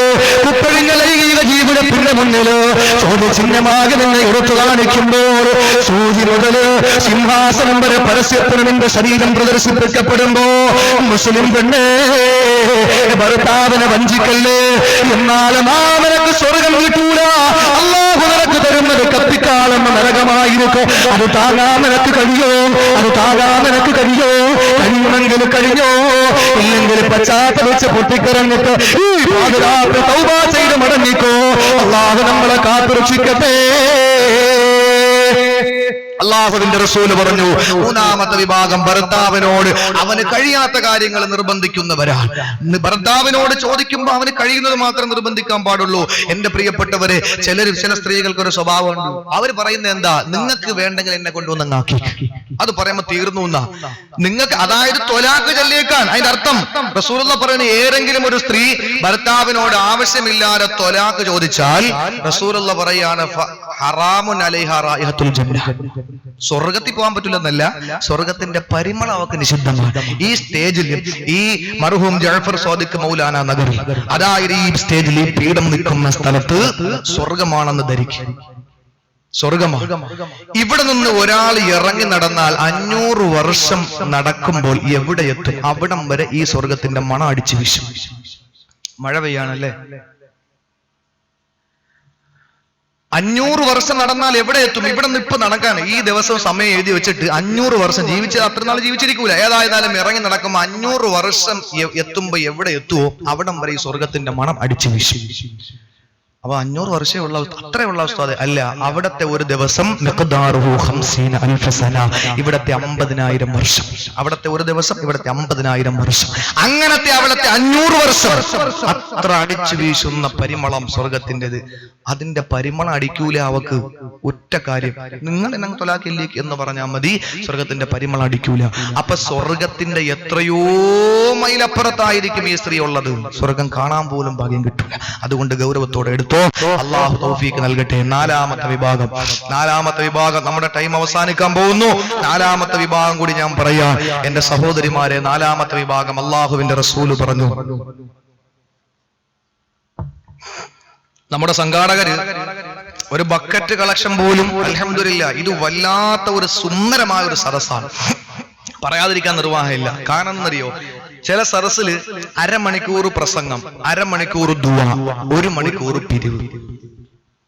വാളുകൾക്ക് എന്താ? ഒന്നുമില്ല, ഒന്നും പറയാൻ പറ്റൂല. എന്നിട്ട് പറയും, ഉസ്താദ് അവിടെ കൂടെ ഇറങ്ങി അങ്ങ് പോയി, ഒന്നും പറഞ്ഞില്ല. എങ്ങനെ പറയും? ഇതിലോ വിഷയത്തിലോ ഒന്ന് കേറണ്ടേ? കേറുമ്പോ സമയം തീരും. ഉസ്താദെ പിരിവ് ഇതാ പറയുന്നത്. ഒരു സ്ഥലത്ത് അള്ളാഹുവെ പ്രസംഗിക്കാൻ ചെന്നപ്പോൾ പിരിവോട് പിരിവ്. 2 ചെറുപ്പക്കാര് വാള് വെച്ചപ്പോൾ അവർക്ക് ആകെ ടെൻഷൻ. SLC പഠിച്ചു കഴിഞ്ഞ 10-15 കുട്ടികളാ. 2 ദിവസത്തെ വാളു ഞാനായിരുന്നു അവിടെ. 1-ാം ദിവസം എന്ന് പറഞ്ഞു, ഉസ്താദ് 5 പൈസ കിട്ടിയില്ല. ഞാൻ പറഞ്ഞൊരു കാര്യം ചെയ്യും, നിങ്ങൾ ധൈര്യമായിട്ട് നാളെ രാവിലെ എല്ലാ ഗൾഫാറ വീട്ടിലും പോയി, നാളെ ദിവസം കൂടെ അല്ലേ ഉള്ളൂ, എന്നിട്ട് കിട്ടുന്ന സാധനങ്ങൾ വാങ്ങിക്കൊണ്ട് നിങ്ങൾ ഞാൻ വരുന്നതിന് മുമ്പ് ലേലം ചെയ്തേക്ക്, അപ്പോഴും നിങ്ങൾക്ക് എന്തായാലും കിട്ടും. അൽഹംദുലില്ലാ. അങ്ങനെ അവർ പോയി പിരിവ് നടത്തി. പിറ്റേന്ന് ഞാൻ പ്രസംഗത്തിൽ ചെന്നപ്പോൾ ഭയങ്കര സന്തോഷം. അതിൽ സെക്രട്ടറി +1 പഠിക്കുന്ന ഒരു പയ്യനാണ്. അവൻ പറഞ്ഞു, ഉസ്താദ് എല്ലാം റാഹത്തായി. സ്ത്രീകൾ പ്രത്യേകം പറഞ്ഞു, എല്ലാവരും സഹകരിച്ചു. സ്ത്രീകൾ പ്രത്യേകം പറഞ്ഞു, തന്ന ലിസ്റ്റൊക്കെ ഒന്ന് വായിക്കണം എന്ന് പറഞ്ഞിരിക്കുകയാണ്, അതുകൊണ്ട് അതിനുള്ള അവസരം തന്നെ. ഞാൻ പറഞ്ഞു, പ്രസംഗം കഴിയട്ടെ, ദുആക്ക് മുമ്പ് അവസരം തരാൻ തോന്നുന്നു. അങ്ങനെ അവനെ വിളിച്ചു. അവൻ കയറിയിട്ട് പറഞ്ഞു, കിട്ടിയ സാധനങ്ങളെല്ലാം വായിച്ചു. സുബൈദ 3 സ്പ്രേ, ആരിഫ 3 സെന്റ്, ലത്തീഫ ഒരു ബെഡ്ഷീറ്റ് എന്നും പറഞ്ഞ് ഗൾഫിൽ നിന്ന് കിട്ടിയ സാധനങ്ങൾ എല്ലാം അതെല്ലാം വായിച്ച് വന്നിട്ട് അവസാനം ഒത്തിരി ഉണ്ടായിരുന്നു. എവനാണെങ്കിൽ നിൽക്കാൻ പോയ സന്തോഷം. അവസാനം വായിക്കുക, പേര് പറയാൻ പഠിക്കുന്ന സഹോദരി ശംഭു 1. ഞാൻ അല്ലാഹു, ഇതാടാ ദീനിന്റെ മജ്‌ലിസിൽ ശംഭു കൊടുത്തത്. യഥാർത്ഥത്തിൽ പള്ളിയുടെ അടുത്ത് വന്നപ്പോൾ ഒരു സഹോദരി പറഞ്ഞു, മക്കളെ ഒന്നുമില്ല. അമ്മ താത്ത അത് പറഞ്ഞാൽ പറ്റൂല, എല്ലാവരും തന്നു, സ്റ്റേജ് നിങ്ങളെ വീട്ടിനടുത്താണ്, അതുകൊണ്ട് നിങ്ങൾ എന്തെങ്കിലും തന്നേ പറ്റൂ. നോക്കിയപ്പോ 3 കൊല്ലത്തിന് മുമ്പ് ഭർത്താവ് വന്നിട്ട് പോയപ്പോ കൊണ്ടുവച്ച ഒരു ഷാമ്പു അലമാര ഇരിക്കുകയായിരുന്നു. അതെടുത്ത് കൊടുത്തു. ഈ സന്തോഷം കൊണ്ട് ചെറുപ്പക്കാരൻ പറഞ്ഞപ്പോ ശംഭു ആയിപ്പോയതാ. അപ്പൊ ഇങ്ങനെ പിരിവും ലേലവുമായിട്ട് വല്ലാത്തൊരു ഇതാണ്. അപ്പൊ ഏതായിരുന്നാലും ഇവിടെ പിരിവൊന്നുമില്ല, എങ്കിലും ഇൻഷാ അല്ലാഹ് നാളെ ദുആ ഉണ്ടായിരിക്കും. എല്ലാവരും റമളാനിന്റെ 10-നൊക്കെ പോയി കബീറുസ്താന്റെ ദുആയിൽ പങ്കെടുത്തവരാണ്. ഇൻഷാ അല്ലാഹ് ആ നാളത്തെ പ്രധാനപ്പെട്ട ദുആയിൽ എല്ലാവരും പങ്കെടുക്കണം. കാര്യമായിട്ടുള്ള സംഭാവന ഇൻഷാ അല്ലാഹ് ഇതിന്റെ സംഘാടകരെ അല്ലേ പൈസ വേണ്ടേ? സംഘാടകരെ ഏൽപ്പിക്കണം. ഇൻഷാ അല്ലാഹ് നാളെ ദുആ ഉണ്ടാവും, ഇന്നും ദുആ ഉണ്ടാവും. നമ്മൾ എല്ലാവരും പോകുന്ന സ്ഥലങ്ങളിലൊക്കെ ദുആ ചെയ്യുകയും ചെയ്യും ഇൻഷാ അല്ലാഹ്. അതുകൊണ്ട് എല്ലാവരും ആത്മാർത്ഥമായിട്ട് അതുമായി സഹകരിക്കണം. ആരും ആ വിഷയത്തിൽ, കാരണം നമുക്ക് സന്തോഷമാണ് എല്ലാത്തിലും, നിങ്ങൾക്ക് സന്തോഷമാണ്, ആരും ചോദിച്ചില്ലല്ലോ. അപ്പൊ ഇതെല്ലാം ഒന്നും പിരിച്ചിട്ടില്ല, ഒരു രസീത് കുറ്റി ഒന്നുമില്ല, ഒരു ബക്കറ്റും ഇല്ല, ഒന്നുമില്ല. ബക്കറ്റ് ഉണ്ടാണെങ്കിൽ എപ്പോഴേ കാണാൻ ഏറ്റവും പറയുന്ന ഹാദി ഇങ്ങനെ കാണിക്കുന്നത് നിർത്താറായി. അപ്പൊ അങ്ങനെ എല്ലാവരും ആത്മാർത്ഥമായിട്ട് അതിന് സഹകരിക്കണം. ആബുരുസാദിന്റെ വലം കയ്യാണ്. അല്ലാഹു തആല എല്ലാവർക്കും ദീർഘായുസ്സോടെ അനുഗ്രഹിക്കുമാറാകട്ടെ. പ്രിയപ്പെട്ടവരെ, നാലാമത്തെ വിഭാഗം അള്ളാഹുവിന്റെ റസൂല് പറഞ്ഞു. നാലാമത്തെ വിഭാഗം ഏതാ? ഇംറഅത്തുന്നതൊരു സ്ത്രീയാണ്. ഇംറഅത്തുന്നതൊരു സ്ത്രീയാണ്. ലൈസ ലഹാ ഇല്ലൽ അഖ്ലു വശുർബു വന്നൗമു. തീറ്റ, കുടി, ഉറക്കം ഇതല്ലാതെ മറ്റൊന്നുമില്ല. എന്റെ സഹോദരിമാരെ, 3 വിഭാഗത്തിൽ നിങ്ങൾ പെട്ടിട്ടില്ലായിരിക്കാം. പക്ഷേ അള്ളാന്റെ തൗഫീഖ് കൊണ്ട് നാലാമത്തിൽ നിങ്ങൾ പെടുമെന്നുള്ള കാര്യത്തിൽ സംശയമില്ല. നാലാമത്തെ വിഭാഗം റസൂലുള്ളാഹി പറയുന്നു, ഇംറഅത്തുനു അതൊരു സ്ത്രീയാണ്. ലൈസ ലഹാ ഇല്ലൽ അഖ്ലു വശുർബു വന്നൗമു. തീറ്റ, കുടി, ഉറക്കം, കാന, പീന, സോന ഇതല്ലാതെ മറ്റൊന്നുമില്ലാത്ത സ്ത്രീയാണ്. ലൈസ ലഹാ റഗ്ബത്തുൻ ഫിസ്സലാ. നിസ്കരിക്കണമെന്ന ചിന്തയില്ല. വലാ ഫീ ത്വാഅത്തില്ല. അല്ലാഹുവിനെ വഴിപ്പെടണമെന്ന ചിന്തയില്ല. വലാ ഫീ ത്വാഅത്തിർ റസൂൽ. റസൂലുള്ളാഹിനെ വഴിപ്പെടണമെന്ന ചിന്തയില്ല. വലാ ഫീ ഭർത്താവിനെ അനുസരിക്കണമെന്ന് വഴിപ്പെടണമെന്ന ചിന്തയില്ലാത്തവളാണ്. അവളാണ് നാലാമത്തെ വിഭാഗമെന്ന് അല്ലാഹുവിന്റെ റസൂൽ നബി മുഹമ്മദ് മുസ്തഫ. എന്റെ സഹോദരിമാര്, ഇതിന് നമ്മൾ പെട്ടുപോയിട്ടില്ലേ? അയൽക്കൂട്ടത്തിന്റെ തൊഴിലുറപ്പിന്റെ പദ്ധതി കൂടെ പണിയെന്ന് പറഞ്ഞിട്ട് നമ്മൾ രാവിലെ ഇറങ്ങിപ്പോയാൽ എപ്പോഴാ വീട്ടിൽ വരുന്നത്? നമുക്ക് നിസ്കാരമുണ്ടോ? റമളാനിൽ ഉപയോഗിച്ച നമസ്കാര കുപ്പായം അതാ കഴുകി സൂപ്പർ വൈറ്റ് മൂക്കയിട്ട് കുറച്ച് അത്തരം തേച്ചിട്ട് അലമാരയുടെ ഏറ്റവും അടിയിൽ നമ്മൾ വെച്ചു. ഇൻഷാ അല്ലാഹ് ഇനി എന്നാണ് പാളയിമാമ ജമാലുദ്ദീൻ മങ്കടയോ അതുപോലെ മണക്കാരി മാമ ഗഫാർ മൗലവി, കബീർ മൗലവിയൊക്കെ എന്നാണ് പിറകണ്ടു എന്ന് പറയുന്നത്? അമ്മേ ഞാനിത് എടുക്കൂ എന്ന് പറഞ്ഞിട്ട് മടക്കി അലമാരയുടെ അടിയിൽ വെച്ചിരിക്കുന്നവരെ ആലോചിച്ചോ. റമളാനിൽ മാത്രമല്ല പടച്ചോനുള്ളത്, ശവ്വാലിലും പടച്ചോനുണ്ട്. എല്ലാ ദിവസവും അല്ലാഹുവുണ്ട്. എന്റെ സഹോദരി നമസ്കാരം നിർവഹിച്ചു. അല്ലാഹുവിന്റെ റസൂല് പറയുന്നു, നിസ്കാരമില്ല, അതുപോലെ പടച്ചോനെ വഴിപ്പെടലില്ല, അതുപോലെ റസൂലുള്ളാഹിനെ വഴിപ്പെടലില്ല, ഭർത്താവിനെ അനുസരിക്കലില്ല. ആകെ ഉള്ളതെന്ന് പറഞ്ഞാൽ തിന്നണം, ഒന്ന് ഉറങ്ങണം, ഒന്ന് കുടിക്കണം. തിന്നണം, അത് താഴോട്ടൊന്ന് ഇറങ്ങാൻ, വെള്ളം കുടിക്കണം, അത് കഴിഞ്ഞാ ബിസ്മില്ലാഹ് ഒറ്റ ഉറക്കം. ഇതല്ല വേറെ ഒന്നുമില്ല. രാവിലെ എണീച്ചാൽ പിന്നെ വേറെ സ്വഭാവമുണ്ട്. ആദ്യം നോക്കുന്ന തലേനയുടെ അടിയിൽ ഊരി വെച്ച് താലും മാല ഉണ്ടാന്ന് നോക്കും. അല്ലാതെ ഈ 3 കാര്യം അല്ലാതെ പിന്നുള്ള ഇത് മാത്രം. എന്റെ പ്രിയപ്പെട്ടവരെ, ഈ ഒരു സ്വഭാവമുള്ള സ്ത്രീകൾ നരകത്തില്ല. ഇതിൽ നമ്മൾ എത്രയോ പേര് പെടും? ഭർത്താവ് വന്ന് പുറകിൽ തൊട്ടുമ്പോഴും ചുമ്മാ ഇരിടേന്ന് പറയും. കാരണം എന്താ? നമ്മളിവിടെ ഞെരിച്ച് ഇരിക്കാൻ, നമ്മൾ സീരിയൽ കണ്ടുകൊണ്ടിരിക്കുക. സീരിയല് റമളാൻ കഴിഞ്ഞ് റമളാനിന്റെ 11 മണിക്കും 12 മണിക്കും ഭർത്താവ് എഴുത്തുകാഫിനും ലൈലത്തുൽ ഖദർ ഹയാത്താക്കാനൊക്കെ പോയിട്ട് മടങ്ങി വരുമ്പോഴും ഭാര്യ ടിവിയുടെ മുമ്പേ, ഭർത്താവ് വരുമ്പോഴേ കാറിയും തുപ്പിയൊക്കെ വരുള്ളൂ. അപ്പോഴേ ഉടനെ ചാനൽ മാറ്റും. ഭർത്താവ് എന്താടി നീ കണ്ടോണ്ടിരുന്നത്? അത് ഞാൻ ഹറമിലെ ഇമാമിന്റെ ഓതൽ കേൾക്കാൻ. എന്താണ് കണ്ടോണ്ടിരിക്കുന്നത്? കുങ്കുമപ്പൂ. റമളാനിലും അത് ഓഫാക്കൂല. ഇപ്പൊ അങ്ങനെയാണ്. അതുകൊണ്ട് ഇപ്പൊ നല്ല എല്ലാ സമയവും ഓരോ സമയം കവർന്നെടുത്തെടുത്തെടുത്തെടുത്തെടുത്ത് മഗ്രിബ് കഴിഞ്ഞ് ഇശാ കഴിഞ്ഞ് ഇങ്ങനെ ഓരോ വകുത്തുമായി ഇപ്പൊ രാത്രി പെണ്ണുങ്ങളെ ഉറക്കയില്ല. പാശ്ചാത്യം. എന്റെ പ്രിയപ്പെട്ടവരെ, ഉടുക്കുന്നത് പാശ്ചാത്യം പറയുന്നത്, കുടിക്കുന്നത് പാശ്ചാത്യം പറയുന്നത്, കാണുന്നതും കേൾക്കുന്നതും എല്ലാം ധരിക്കുന്നതടക്കം പാശ്ചാത്യം പറയുന്നത്. സമയമായില്ലേ കാലഘട്ടത്തിന്റെ ചവറ്റുകൊട്ടയിലേക്ക് പുറങ്കാലി കൊണ്ട് ചവിട്ടിയെറിഞ്ഞിട്ട് ഖദീജയുടെ ജീവിതത്തിലേക്ക് വരാം, ആയിഷയുടെ ജീവിതത്തിലേക്ക് വരാം, ഫാത്തിമാബിയുടെ ജീവിതത്തിലേക്ക് വരാം, പ്രവാചകന്റെ പത്നിമാരുടെ ജീവിതത്തിലേക്ക് വരാൻ. എന്റെ പ്രിയപ്പെട്ട പെണ്ണന്മാരെ, ഇനി എന്തിനാ മടിച്ചു നിൽക്കുന്നത്? കടന്നുവെക്കോ, ഖുർആനിലേക്ക് മടങ്ങിക്കോ, ആദരവായ പ്രവാചകന്റെ ഹദീസുകളിലേക്ക് മടങ്ങിക്കോ, ഇസ്ലാമിലേക്ക് മടങ്ങിക്കോ. അതാണ് നിനക്ക് രക്ഷ, അല്ലെങ്കിൽ നിനക്ക് രക്ഷയില്ല. അതുകൊണ്ട് മടങ്ങാനുള്ള സമയം കഴിഞ്ഞു. അതുകൊണ്ട് ജാഗ്രതയിൽ ഈ പാതിരാത്രി നമ്മൾ തീരുമാനിക്കുക.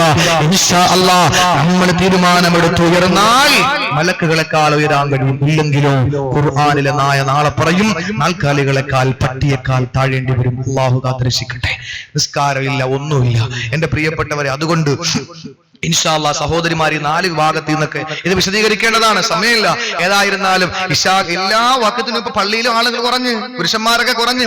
ഒറ്റ ഹദീസ് നിങ്ങൾ നോക്കിയാൽ മതി. റസൂലുള്ള പറഞ്ഞു, ഒറ്റ ഹദീസ് നബി തങ്ങൾ പറയാൻ, ഞാൻ വിറക് ശേഖരിച്ചിട്ട് അതുമായി പള്ളിയിൽ നിസ്കരിക്കാൻ വരാത്തവരുടെ വീട്ടിൽ ചെന്നിട്ട് കരിച്ചുകളെ ഞാൻ ആഗ്രഹിക്കാൻ, ഞാൻ ചിന്തിക്കാൻ അതിനെ പറ്റിയിട്ട് അത്ര ഗൗരവത്തോട് പറഞ്ഞിട്ട് പറഞ്ഞു, നബി തങ്ങൾ പറയാൻ, ഇവർക്ക് പള്ളിയിൽ നിന്ന് ഒരു എല്ലിൻ കഷണം കിട്ടുന്നു എന്ന് അറിഞ്ഞാൽ അവര് ഇൻഷാ അല്ലാഹ് ഇശാ നിസ്കാരത്തിന് അവിടെ എത്തും. എന്ന് പറഞ്ഞാൽ പള്ളിയിൽ ചാപ്പാടുണ്ടെങ്കിൽ നമ്മൾ എത്തും, ഇല്ലെങ്കിൽ എത്ര വാക്ക്, എത്ര അന്വർത്ഥമാണ് സഹോദരൻ. റസൂലുള്ളാഹി പറയാ, എല്ലിന്റെ മീതെ മാംസമുള്ള 2 എല്ലിൻ കഷ്ണം ഉണ്ട് എന്ന് പറഞ്ഞാൽ ചിക്കനും മട്ടനും ഒക്കെ ഉണ്ടെന്ന് പറഞ്ഞാൽ അവർ ഇശാക്കെത്തും, തറാവീഹിന് വരും, നിസ്കരിക്കാൻ വരും. പക്ഷെ അതില്ലെങ്കിലോ അവർ പള്ളിയിൽ വരൂല. ഇത് നബി തങ്ങൾ പറഞ്ഞു, ബുഖാരി ശരീഫ് റിപ്പോർട്ട് ചെയ്തതാണ്.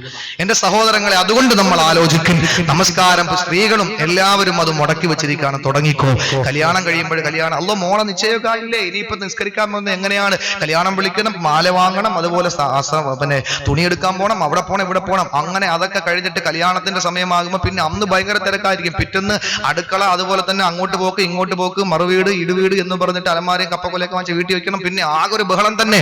അത് കഴിഞ്ഞിട്ട് പിറ്റേന്നാവൻ പറയും, എന്തായിരുന്നാലും ഇത്രയും നാളായല്ലോ, എന്റെ മരുമോഹൻ അടുത്ത ആഴ്ച ഗൾഫിൽ പോവാ, എന്റെ മോക്കാണെങ്കിൽ ഒന്നും അറിഞ്ഞുകൂടാ, അതുകൊണ്ട് എന്തായിരുന്നാലും എവരുടെ കൂടെ എല്ലാ വീട്ടിലും ഒന്ന് ഞാനും പോകാൻ പോകണമെന്ന് പറഞ്ഞിട്ട് 90 വയസ്സായ അമ്മാമായും 8 വയസ്സായ 50 വയസ്സായ അമ്മാമായും എല്ലാവരും അമ്മായി തള്ള എല്ലാം ലാച്ച ഇട്ടുകൊണ്ട് നേരെ വണ്ടിയുടെ മുമ്പ് കയറിയിരിക്കും.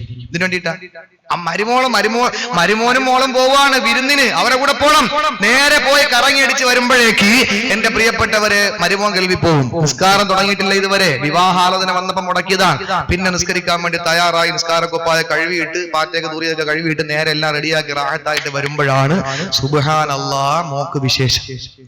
പിന്നെ ബെഡ് റെസ്റ്റാ എന്റെ മോള്, പല്ല് പറഞ്ഞു പോകും പറഞ്ഞ ബെഡ് റെസ്റ്റാ. അതുകൊണ്ട് എന്റെ മകൾക്ക് വേണ്ടി ഞാൻ ആ ചൂടുവെള്ളത്തി കൊടുക്കേണ്ടത്, അങ്ങനെ എല്ലാ പ്രശ്നങ്ങൾ. അത് കഴിഞ്ഞ് ഏകദേശം അവൾ പ്രസവിക്കാറായി. പ്രസവിച്ച് കഴിഞ്ഞാലെങ്കിലും ഒന്ന് നിസ്കരിതാത്ത എന്റെ കുഞ്ഞ്, എന്റെ ചെറുകുട്ടി, എന്റെ പേരക്കുട്ടി മൂത്രമൊഴിച്ച നൈറ്റിലൊക്കെ ആയി, പിന്നെ എങ്ങനെ എപ്പോഴും നയസാവസ്ഥാതെ എന്നും പറഞ്ഞ് അതങ്ങ് ഒഴുക്കും. അവനൊരു പരുവത്തിൽ വരുമ്പോൾ സുബ്ഹാനല്ലാഹ് അടുത്ത മുള കെട്ടിക്കാറാവും. ഇങ്ങനെ നിരന്തരമായി നമസ്കാരം ഒഴിവാക്കിയിട്ട് എന്റെ പ്രിയപ്പെട്ട സഹോദരിമാരെ, ആർക്ക് വേണ്ടിയിട്ട് 5 നേരം അള്ളാഹു നമുക്ക് നൽകി, ആ നമസ്കാരം നമ്മൾ നിർവഹിക്കുക. മാത്രമല്ല റസൂലുള്ളാഹിയോട്, ദീനിനോട് കൂറുണ്ടായി മാറണം എന്റെ പ്രിയപ്പെട്ടവരെ. അതിന്റെ ഒരു ഉദാത്ത മാതൃക ഞാൻ പറഞ്ഞുകൊണ്ട് ഇൻഷാ അല്ലാഹ് അവസാനിപ്പിക്കാം. അതിനു മുമ്പ് അവിവാഹിതകളോട് എനിക്കൊരു കാര്യം പറയാനുള്ളത്, അവിവാഹിതകളായ സഹോദരിമാരെ, നിങ്ങൾക്ക് പരിശുദ്ധ ഖുർആൻ ഓഫർ ചെയ്യാം. എന്താണെന്നറിയോ, ഇത് ഓണത്തിനും ക്രിസ്മസിനും ഉള്ളതൊന്നും അല്ല, അത് ഡേറ്റ് കഴിഞ്ഞ് പോകാനും തീരും, പക്ഷെ ഇത് തീർന്നു പോകില്ല. നിങ്ങൾക്ക് നല്ല ആരോഗ്യമുള്ള, അതുപോലെ നല്ല സ്വഭാവമുള്ള, ഈ 2 നല്ല മനസ്സും നല്ല ശരീരമുള്ള നല്ല ഭർത്താവായി കിട്ടണമെങ്കിൽ നിങ്ങളൊരു കാര്യം ചെയ്യണം. എന്താണെന്നറിയോ, അവിവാഹിതകൾ ചെയ്തോളി ഇൻഷാ അല്ലാഹ്, എങ്കിൽ നല്ല ഭർത്താവിനെ കിട്ടും. മൂസാ നബി ഒളിച്ചോടി അള്ളാഹുവിന്റെ തീരുമാനം ഒളിച്ചോടാൻ പറഞ്ഞു. ഒളിച്ചോടി നേരെ വന്നത് മദിയൻ പ്രദേശത്ത്. മദിയൻ ജലാശയത്തിന്റെ അടുക്കൽ മൂസാ നബി എത്തുമ്പോൾ അവിടെ ആരെയും പരിചയമില്ല. മൂസാ നബി അലൈഹി സ്വലാത്തു വസ്സലാം അവിടെ നോക്കുമ്പോൾ കുറെ ആൾക്കാർ വെള്ളം കോരുന്നു. ഭയങ്കര ആരോഗ്യമുള്ളവരാണ്, അവരൊക്കെ വെള്ളം കോരുന്നു. ഒരാളെ കൊന്നിട്ട് വരുന്നതാണ്, കൊലയുടെ കാര്യമൊക്കെ അറിയാലോ. അത് കേട്ടിട്ട് ഇനി പേടിച്ചോയൊന്നും വേണ്ട, അറിയാതെ പിടിച്ചങ്ങ് തള്ളിക്കൊടുത്തെന്ന് പറഞ്ഞ് വീണ് ചത്തുപോയതാ.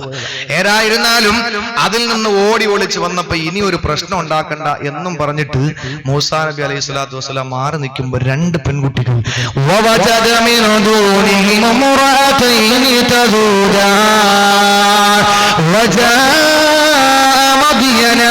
മൂസാ നബി മദീൻ പ്രദേശത്തെത്തുമ്പോൾ അതാ കുറെ ചെറുപ്പക്കാര് ആട്ടിൻപറ്റങ്ങൾക്ക് വെള്ളം കൊടുക്കുന്നു, വെള്ളം കോരി കുടിക്കുന്നു, വീടുകളിലെ പാത്രങ്ങളിൽ വെള്ളം കൊണ്ടുപോകുന്നു.